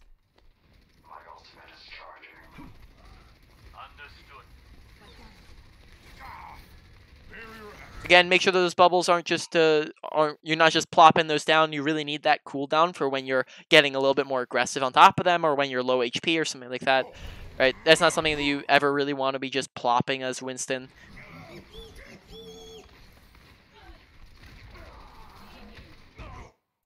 Right, look how far back Cart is. We, instead of taking the fight up here, it'd probably work out if we took the fight, back here on this side of point, which again emphasizes this high ground, as we can let them walk in a little bit more, and then once they're around this area, then we can look to just, drop down from high ground, and then now boom, we're just on top of Mercy, on top of Anna, on top of McCree, right? Then we use bubble, we survive a little bit, we poke, and then we just leap back out, right? Where are we at?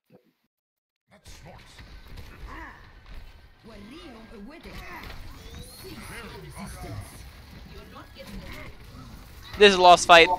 Yep, it's fine. But your Mercy ults, right? So again, communicate that. You know that, but does your Mercy know that? No, obviously not, because she ults here, right? This is very clearly a lost fight. You're down 2 people, so first off, whenever you're losing 2 people at the beginning of a fight, that's pretty much lost. So I'll go into that topic for a little bit here.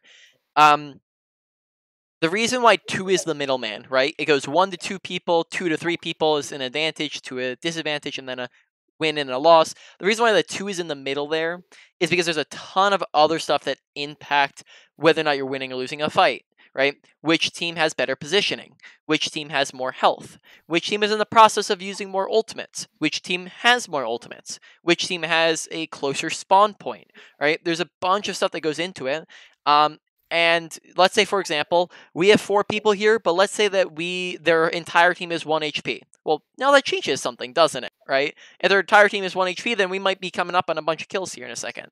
Let's say we have 4 people, but we have 4 ultimates, and we're about to use 4 ultimates, and now we're in a different situation, right? We have a big advantage here. Now look at this. Whenever you lose 2 people at the very beginning of a fight, usually that's a good indication that you've lost, because you can't really have an advantage if the fight just started, right? You can't be higher HP if the fight just started. You can't be most of the time you're not really in the middle of using your ultimates at the start of a fight. So at this point, that's a big disadvantage here, right? We've pretty much lost the fight once we've lost those guys. Now the other thing to look at is we are low HP. They have used Nano Boost, and they've used Orisa Bongo here, right? So they just used 2 ultimates. So this is very, very clearly a lost fight, because all these different factors have told us so. And we understand that. We're looking to just die here on cart, that's fine. Right? I think we understand that this is a lost fight. But our Mercy doesn't, and she ends up ulting here. So again, that's just something we can say, hey, no ults, we lost the fight, right? That way our Mercy doesn't end up valking, and we have the ultimate next fight. Because she does that in 1 second here. Right about now, right? Enemy seen. Der Kampf ist noch. Justice will be done. The payload has reached the checkpoint. Okay. Pay attention to your spawn. So whenever you respawn, you want to make sure that you're looking behind you and checking how many teammates you have with you. Did anybody get bad spawn? In this scenario, you got 3 people who got the bad spawn, right? So you have 3 people walking back from all the way over there. So we can't really be pushed forwards here. Second thing is you want to make sure that in between each fight that we're looking to take the best positioning possible. Here, that's going to be up on the high ground, right? Talked about how great high grounds are, especially the best composition that utilizes high ground is the spam composition, because like we talked about, spam wants to play slow, spam wants to play far. High ground allows you to play slow and far by putting a big old kind of distance in between you and the enemy team, and a lot of survivability, and on top of that, it gives you a ton of good angles to use it. So here we want to be repositioning up the high ground. Observe the barrier. Don't move. Barrier won't hold together.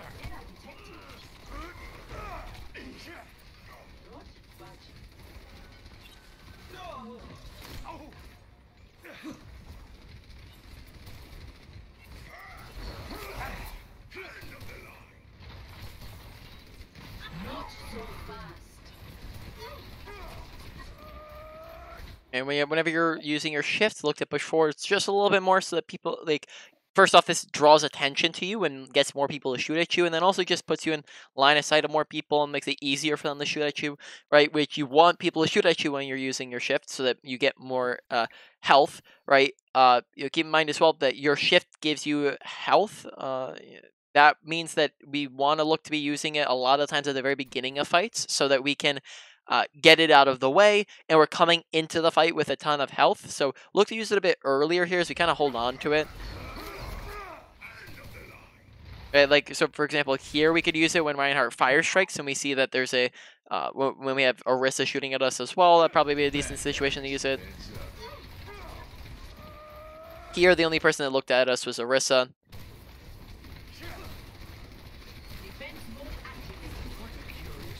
Keep in mind, Orisa, her Fortify stops all stuns, so Rock there isn't going to do much.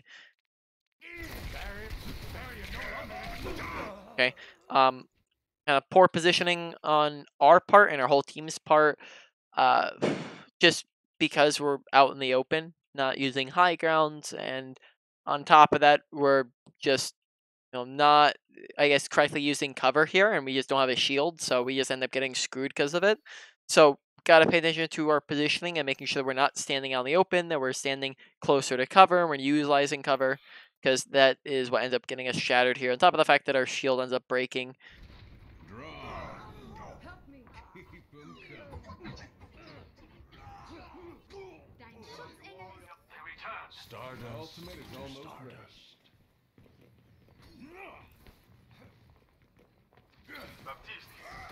Barrier in place.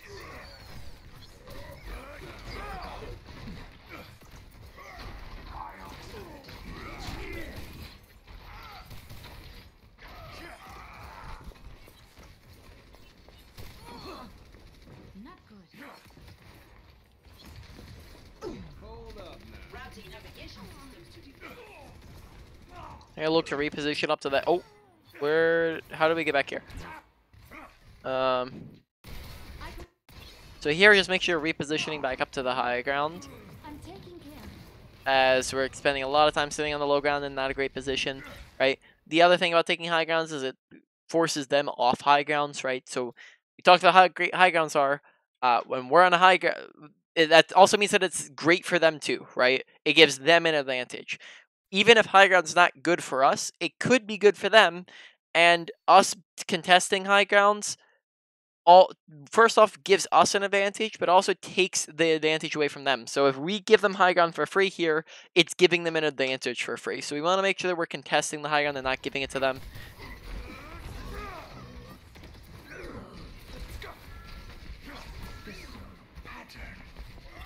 Okay, a lot of just misused abilities there. Just make sure that with the rock that we're waiting till we're outside of shields. Mechanics seem like we're not hitting our shots. And then on top of that, we end up using shift when Bash is not shooting at us.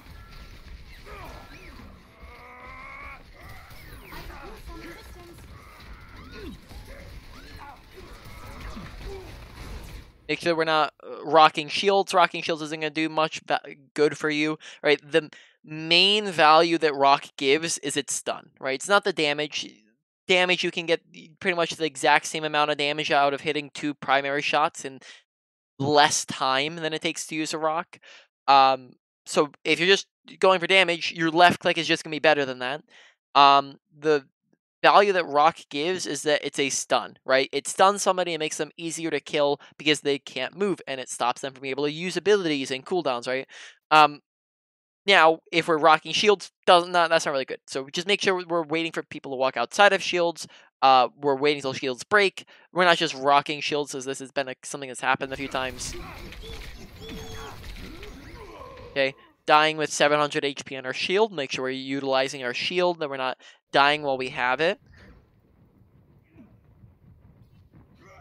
And that's the type of death that you can very easily look at while you're in game, right? This is essentially how I got better, right? When I played, I didn't get any coaching. I got coaching twice after I hit my peak, my all-time peak at 4468. I got coaching only twice, and it was after that point. Now, how I self-improved at the game, I went from silver to top 500, was I looked at my gameplay while I was in the middle of playing, and I went, huh, I shouldn't have done that. That was a mistake. Okay, so first off, you identify the mistake. Second off, I say, okay, well, what could I have done instead of that, right? I identify the solution to the mistake, or what I could have done instead, right? And then third, you look to apply that. So in this scenario, deaths are a super easy way to identify mistakes, right? Because a death is very obviously a big mistake, right? When you die, you get 0 value, so a death is a mistake. Most of the time, like I said, there are some times where deaths aren't really mistakes because you just end up getting, if you just got bullied, then there's not really much you could have done. But in that scenario, we still had shield left, which means that now, okay, we identified the mistake, probably could have shielded there and then stayed alive longer. That music. It's playing again. The payload has reached the checkpoint. Activating the barrier. What a curious feeling.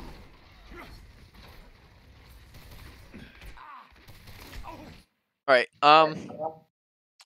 First off, pay attention to behind you again, right? Second time this has happened, awareness, look around you. Don't just always stare straight forwards. Pay attention to what's up with your team. We talked about how kill feed, you can tell whether or not you're winning or losing. 6v3 is essentially us walking into an automatic lost fight, right? On top of that, we're also going to go over no man's land usage. So essentially, no man's land is any long stretch of area, right? So that means that most of the time on payload maps, most of the track that the payload follows is just no man's land. So it's any long area where there's no cover, right? So this is a really good example of this. Long area where there's no cover at all to get behind, and therefore it makes it very easy to damage people and spam them out while they're in the middle of it. Now, what happens if we hold at the front of no man's land? Well, if we hold here, that means that, or sorry, let me figure out how to word this. When you walk through no man's land, that's a disadvantage, right? Because you're in that area where there's no cover. If we hold at the front of no man's land, they don't have to walk through it, and instead, so first off, they don't get the disadvantage, right? And then on top of that, we have to walk backwards when we back up, right? And we walk backwards through the no man's land, and therefore we take the disadvantage upon ourselves, right? Now, this same exact concept applies to when we're holding in the middle of it, so we want to make sure that we're holding at the end of no man's land, right? At the very back of it, not in front, not in the middle, because then they have to push all the way through this open area into us, and we don't have to back up through it, right? Now, same exact concept applies back over here, right? If we're pushing in the middle of no man's land, a wide open area where there's no cover, and we're looking to push in the middle of it, which means that they don't to kill us, they don't have to walk into the no man's land. And on top of that, we don't get the advantage that no man's land gives us. Whereas we could be holding at the very end of no man's land, which is right here, where now they have to walk all the way through this open area, but we don't get that advantage now.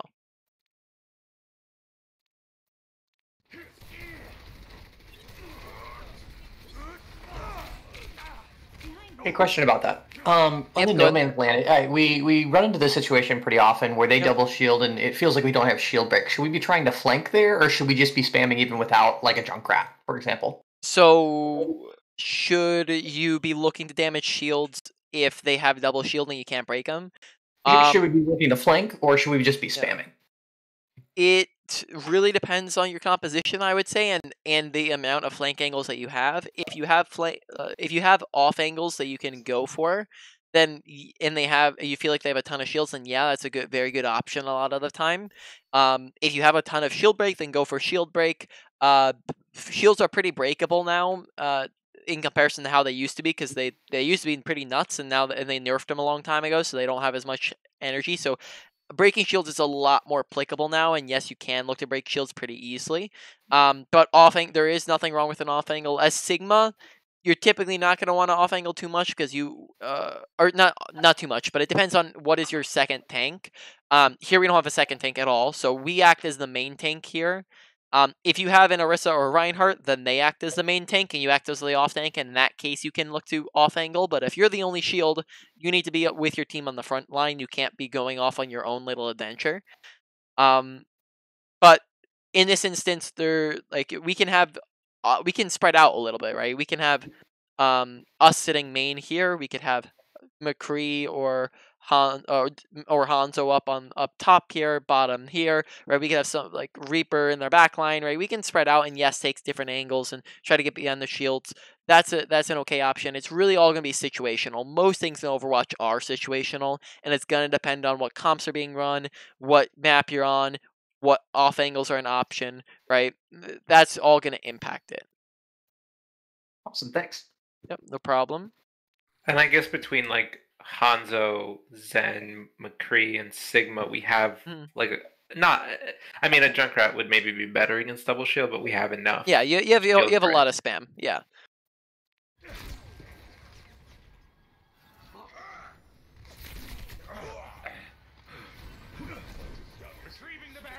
And make sure we're using shift a little more often here, especially when the Bastion starts shooting us. Oh, Bastion is just such an easy way. If you see Bastion shooting at you, let him shoot at you, suck it all up. That just means that you are instantly basically doubling your health.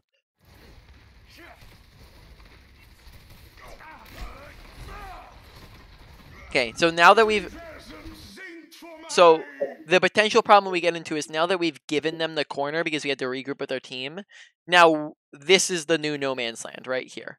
This area has become the new no man's land because of the space that they've taken, which therefore means that if we're holding up here, now we're in a bad situation because we're 2 back up, we have to walk backwards through this. So we just have to be careful about choosing this time to engage rather than maybe backing up a little bit more. But I think that this ultimate's going to be pretty big.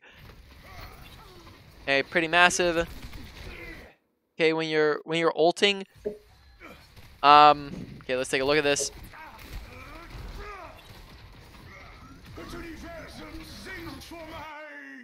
Okay, there it looks like we kind of had it straight on, and then we flicked to the side a little bit, and then we missed their tanks.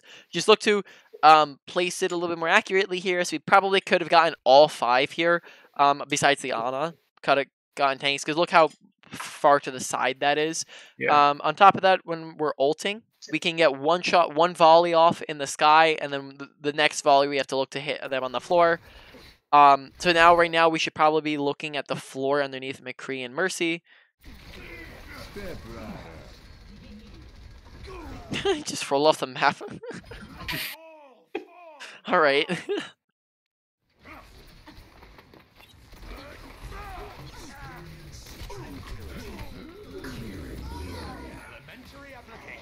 Okay, we're looking to use shift very infrequently, and when we do, it's not really getting a lot of value. Remember, you're using shift when people so I say remember, I never said this.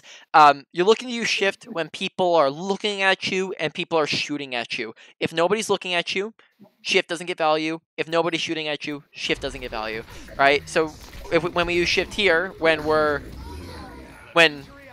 inside a room and nobody's looking at us, doesn't get value, and nobody's shooting at us, gets zilch, nada, right? At the same time as well, make sure you're looking to use it more often than we are, because we're using it very infrequently. So far, rocks have been pretty decent, though, or in the amount that we're using them, though we do still need to work on hitting them. Everything is falling into place. Okay, good awareness on the Ana here.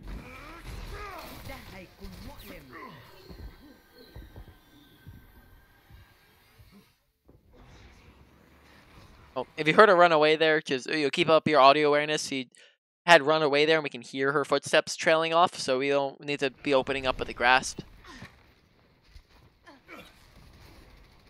No, it's unfortunate she got out of her range. Same concept applies here. Probably looked back up to no man's land as we're pushing forwards a little too much.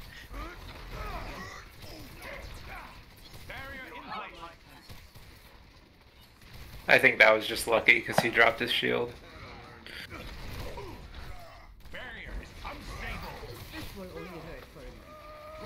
Again, you were using it, but it's not when people are actually actively shooting at us, which just means so it doesn't get anything. Pushed really far forwards, and then we're going to get punished because of that. No shield, end up dying, right? Bad positioning. Is this the end of this round?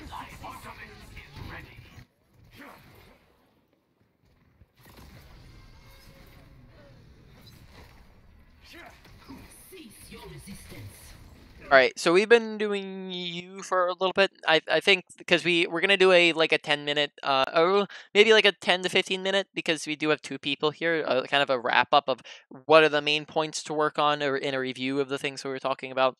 So let's just swap back to Squall real quick, just so we can go over some of his, especially since it was his gift. So why don't we go back to the beginning here? Ready for battle. All right. Ready for battle. So in climbing, did you find that you had to kind of make a group and comp with that to climb, or is it kind of like almost negligible, just kind of like grouping with randoms and ranked? Grouping with randoms, I'll probably say is not going to really do anything, and sometimes probably is going to be even more harmful than beneficial, as grouping with randoms means that you don't really have any synergy, so you don't get any of the synergy bonus, and on top of that, you don't get any. And on top of that, you get all the negatives that come with grouping, because when you group up, you most of the time will go up against other groups who they are probably going to have synergy, which will mean that you are now putting yourself at a disadvantage because you're going up against people who are used to working together. But if you want to group up with someone like Bobby, who you might have much more experience with because you play with him frequently, that's completely fine, and that happens. Like that's not really going to be a problem. Too much of a problem. It honestly could go either. I don't see an advantage or a disadvantage to doing either. To like duoing or soloing. Typically I did both throughout my climb. I did a lot of both. But typically you're also going to want to stay away from like large groups, as those can get pretty iffy. There's a lot of like under the surface problems that come up with the large groups. Like it can get basically you go up against like harder opponents. You on top of that, it just gets really funky. There's a lot of like MMR things that go into that, and you go up against players of higher ranks. You go up against other 6 stacks, which maybe those other 6 stacks actually have more like experience playing together than you do. So but if you're just talking about like a duo with Bobby, that's fine, right? But probably not with random people. Yeah. I was wondering if we should go to Group Finder, or if we should just hit Q, basically, as a duo. Yeah, probably just hit Q would be better. Duo seems like right. Yep. Because you going to Group Finder is the exact same thing as you just queuing into a game and then finding random people, right? In both cases, it's a random person. 2, 1. Attackers incoming. Stop the pain. Okay, good right click. I like that we're right clicking around while we're around the corner there. That's a good usage of it. Right. Crosshair placement, right? Make sure we're not staring at a wall here, but you're staring at the place that you're trying to place the shot through. So if we're trying to place the shot through that little gap here, right? We're trying to place a shot. If we're trying to launch this this shot here, we want to make sure we're not looking at the wall, but we're placing our crosshair through this right here, right? So we want to make sure that we're not staring at walls, but we're looking at a place where we're actually going to get the shot through, right? So we just watch where your crosshair is positioned, because while we're charging up the shot is all times where we could be positioning our crosshair.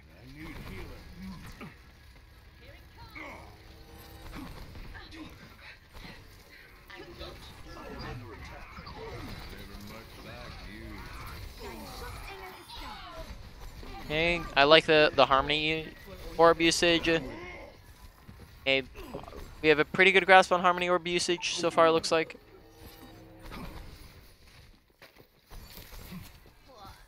Yeah, it looks like mechanics is going to be the big problem with our Zenyatta gameplay here.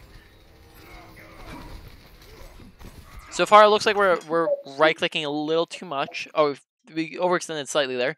Looks like we're right-clicking a little too much. So how right-clicks and left-click work is you want to make sure that you are right-clicking whenever you cannot see somebody, and you're trying. Basically, that allows you to charge off a burst shot so that when you can see somebody, you can kill them, right? Anytime we can see somebody, we want to be looking to left click so that we can get in a ton of consistent damage on them, because it does more consistent damage than your right click does. So whenever we are around the corner, we can't see an enemy. Whenever we're low HP, whenever we're looking to walk into a fight or backing out of a fight, that's when we're right clicking. But when the fight started already and we can just like shoot at somebody because they're not really looking at us, then we just spam left clicks. As a lot of times here we're just right click, right click, right click, right click, right click, add a little bit of left click, right click, right click, right. Adversity is an opportunity for change. Good Harmony usage. I like the discords as well.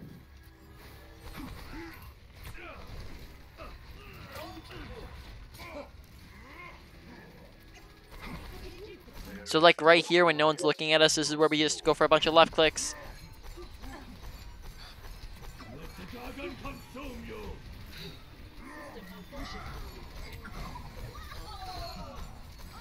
Alright, this is where we end up trancing.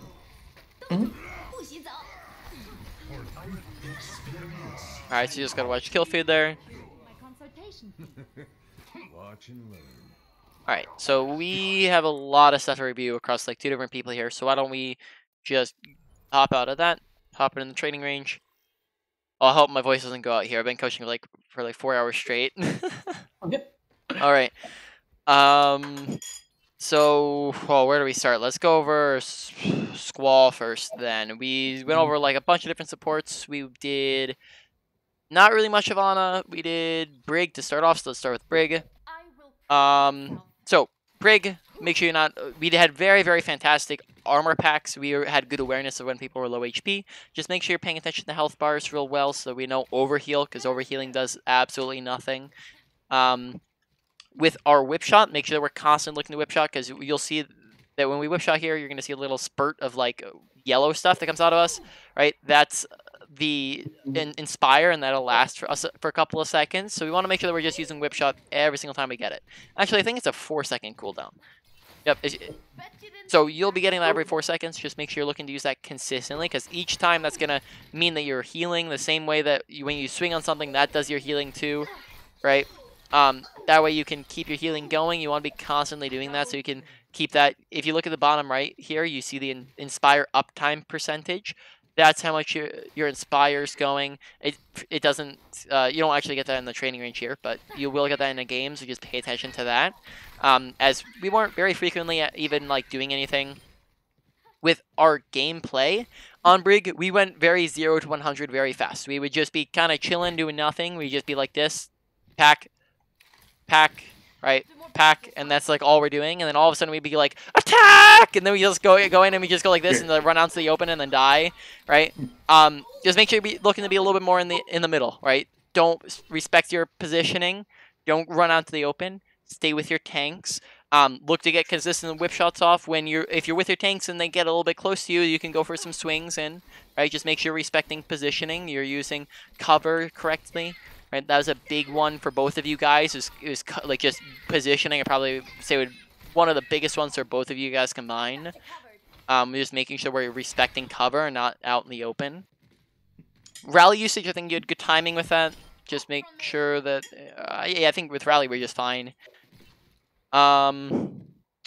Moving on, what did we go over next? We went over... what did we... We did Brig, we did Mercy for a little bit. You know, we went over the 4 different types of flying. I'm not going to demonstrate all those.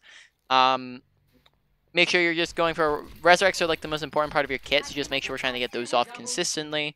Make sure that we're not standing out in the open again. On Mercy, it's even different than like a character like Zenyatta or Brig. Zenyatta and Brig and other characters, you have to actually damage people, right? On Mercy, we don't do any damage, so therefore we can be behind cover at all times. Not just next to cover, where we're just sitting next to stuff. We can like just legit be sitting next to cover basically all the time, besides when we're just like trying to peek to see what's happening in the fight, right?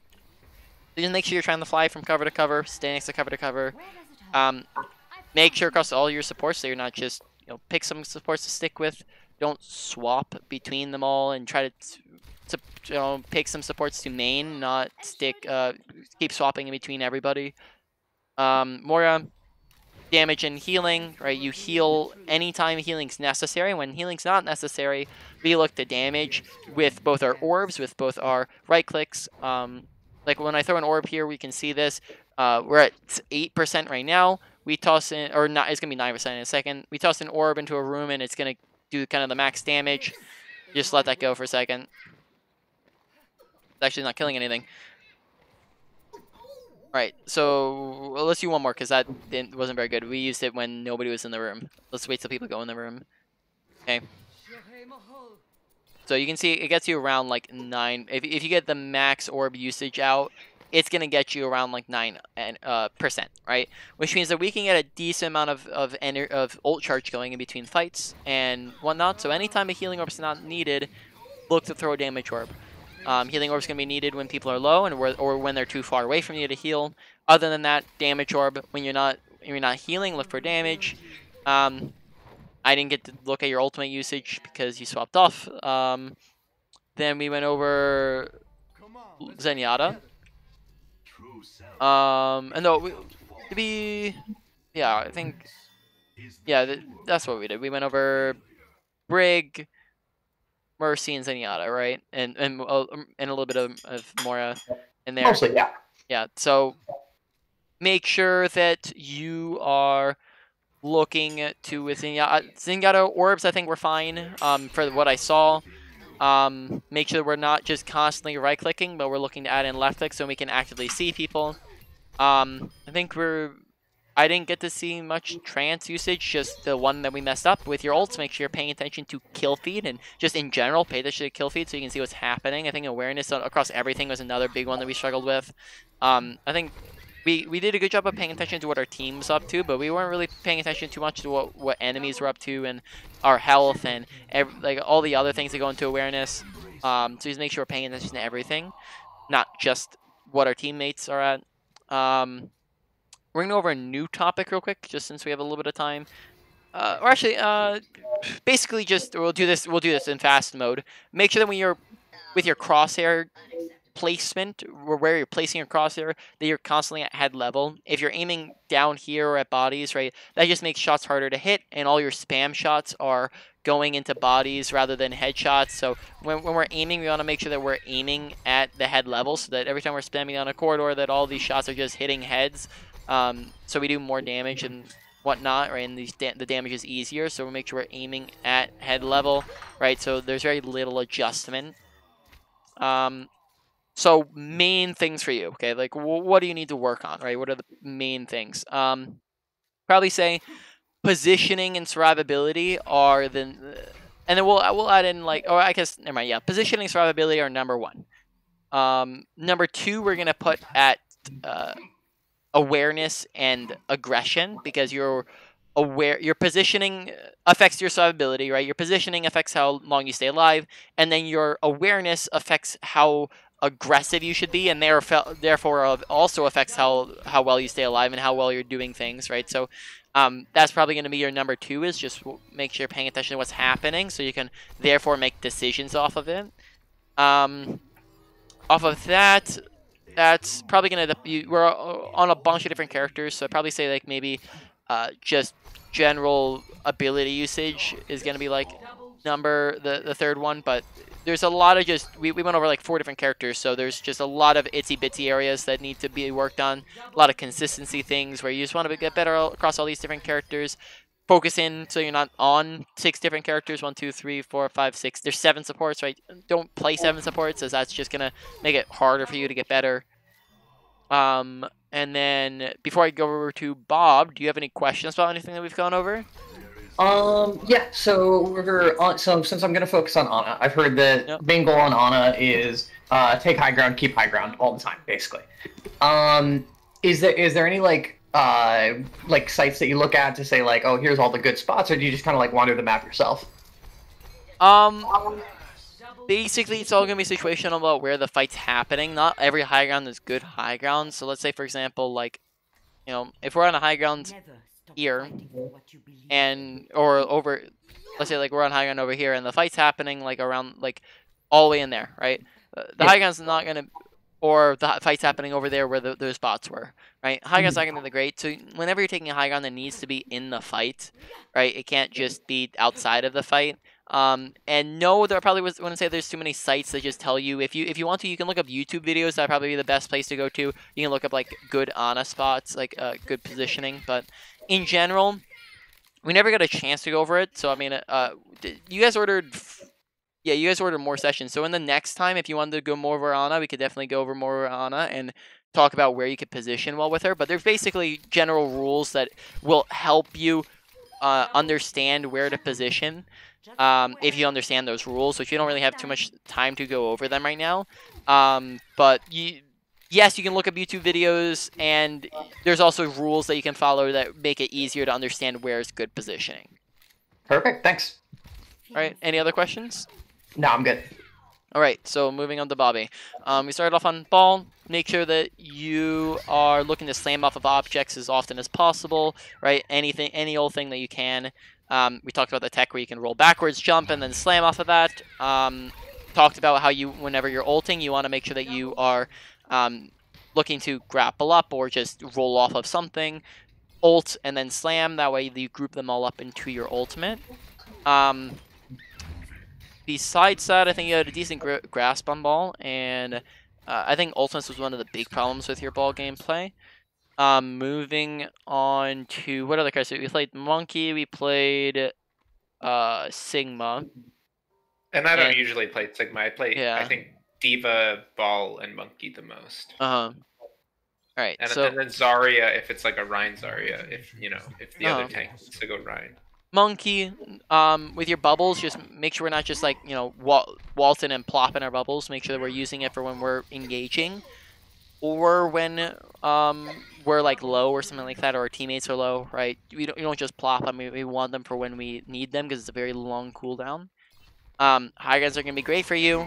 And not both of you just pay attention. Specifically you, because this is a big tank thing. Is just watch your positioning and your no man's land usage and your choke point usage. Make sure you're not in front of them, but you're behind, or in the middle of them, but you're behind them.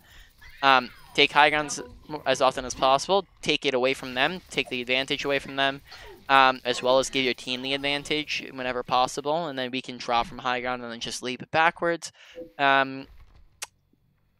To engage, just make sure you have your health and your abilities, so you're not engaging when you don't have those. I think awareness is a big issue that we struggled with, is just making sure we are aware of when we had our teammates. Make sure we're paying attention to what's our surroundings. Don't just look straight forwards. Do 360s once in a while. Look at where teammates are at, right? As multiple times we walked in when we were down a bunch of teammates. Make sure that you're not going in when you don't have abilities. Besides that, let's swap over to Sigma. Probably say mechanics, just in general, a little bit of need work, but it's not the biggest thing in the world. But mechanics do need a little bit of work with them. Rocks are all right. Just again, need to be a little bit more consistent. Make sure you're not just hitting shields with them. We want to look for stuns. Shift is a big one that we need to work on.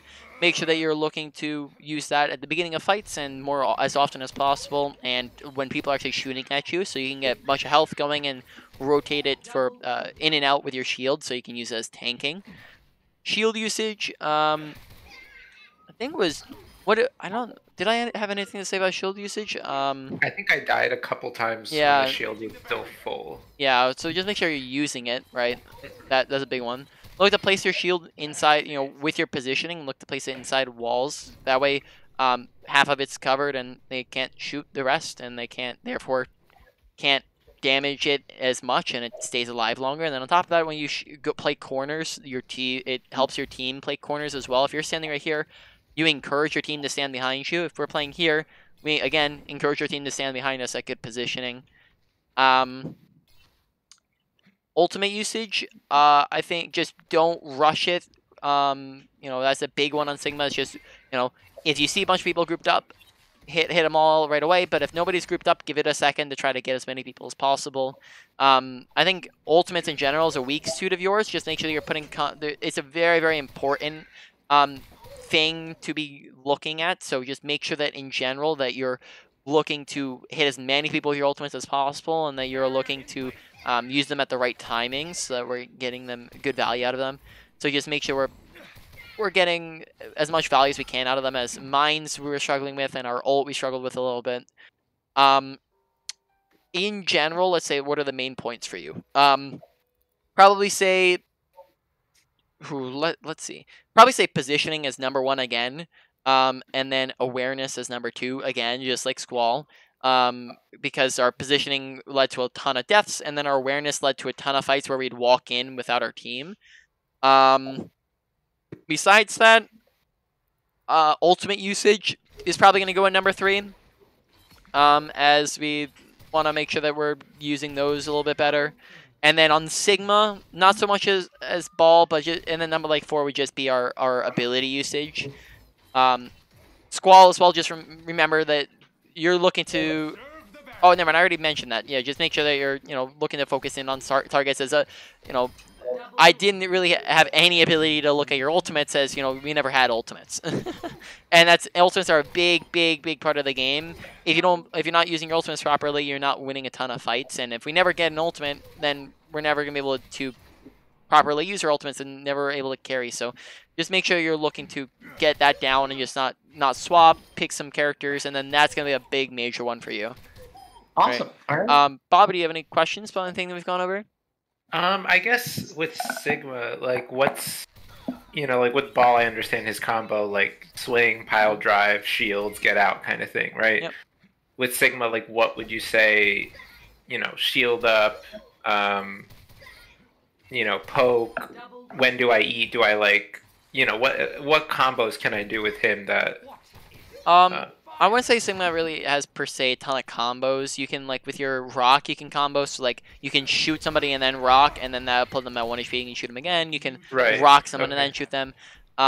Basically, when you're looking to use your shift early, and then when you do use your shift, you just want to make sure you're dropping your shield. So first off, more people can hit you, and second off, you can rotate the abilities, so you're recharging shield, and you're shifting so that your shield doesn't take damage, right? So when you look to use shift at the very beginning, right? Drop your shield so that you can get it, and then you can put shield back up afterwards. Okay.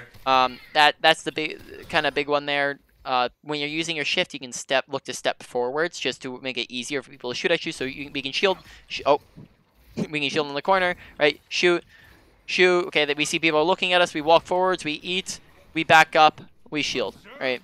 Shoot, and we do that again. And then we get our shift back, and we look to do the same thing. All right. Can I answer your question? Yeah, I think so. And then just before ulting, because it's when they drop, it's half the health, right? So if they're already damaged, then that's, if they're already at half health, that's helpful. Yep. Exactly. I don't even know who that is. No, I'm not gonna trust you. Anybody? So no other questions? I guess if he's gonna focus on Ana, Ana's pretty universal, so it doesn't really matter who I play. It seems like she's most at home in a brawl comp with what he was saying, though, am I right? Yeah, Brawl is probably, like, if you were to rank them, she's pretty universal where she works with most things, but Brawls would be the best, Dive would be the second best, and Spam would probably be her worst, but she still works okay with a Spam, right? I'd probably say, like, it's similar to, like, Echo, right?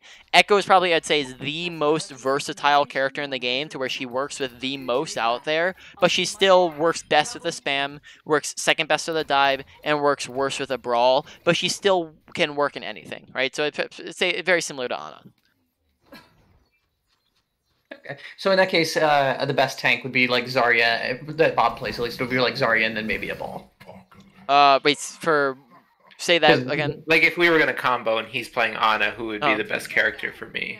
Yeah, you could play if you played some dive characters, that's completely fine because Ana works perfectly with those characters. So Ana pairs pretty well with Monkey and Ball.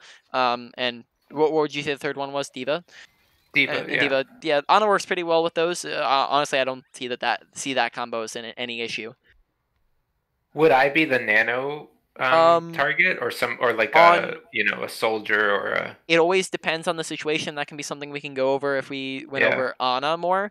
But if there's nothing else good to go for, Monkey is a pretty solid nano target. Diva's okay.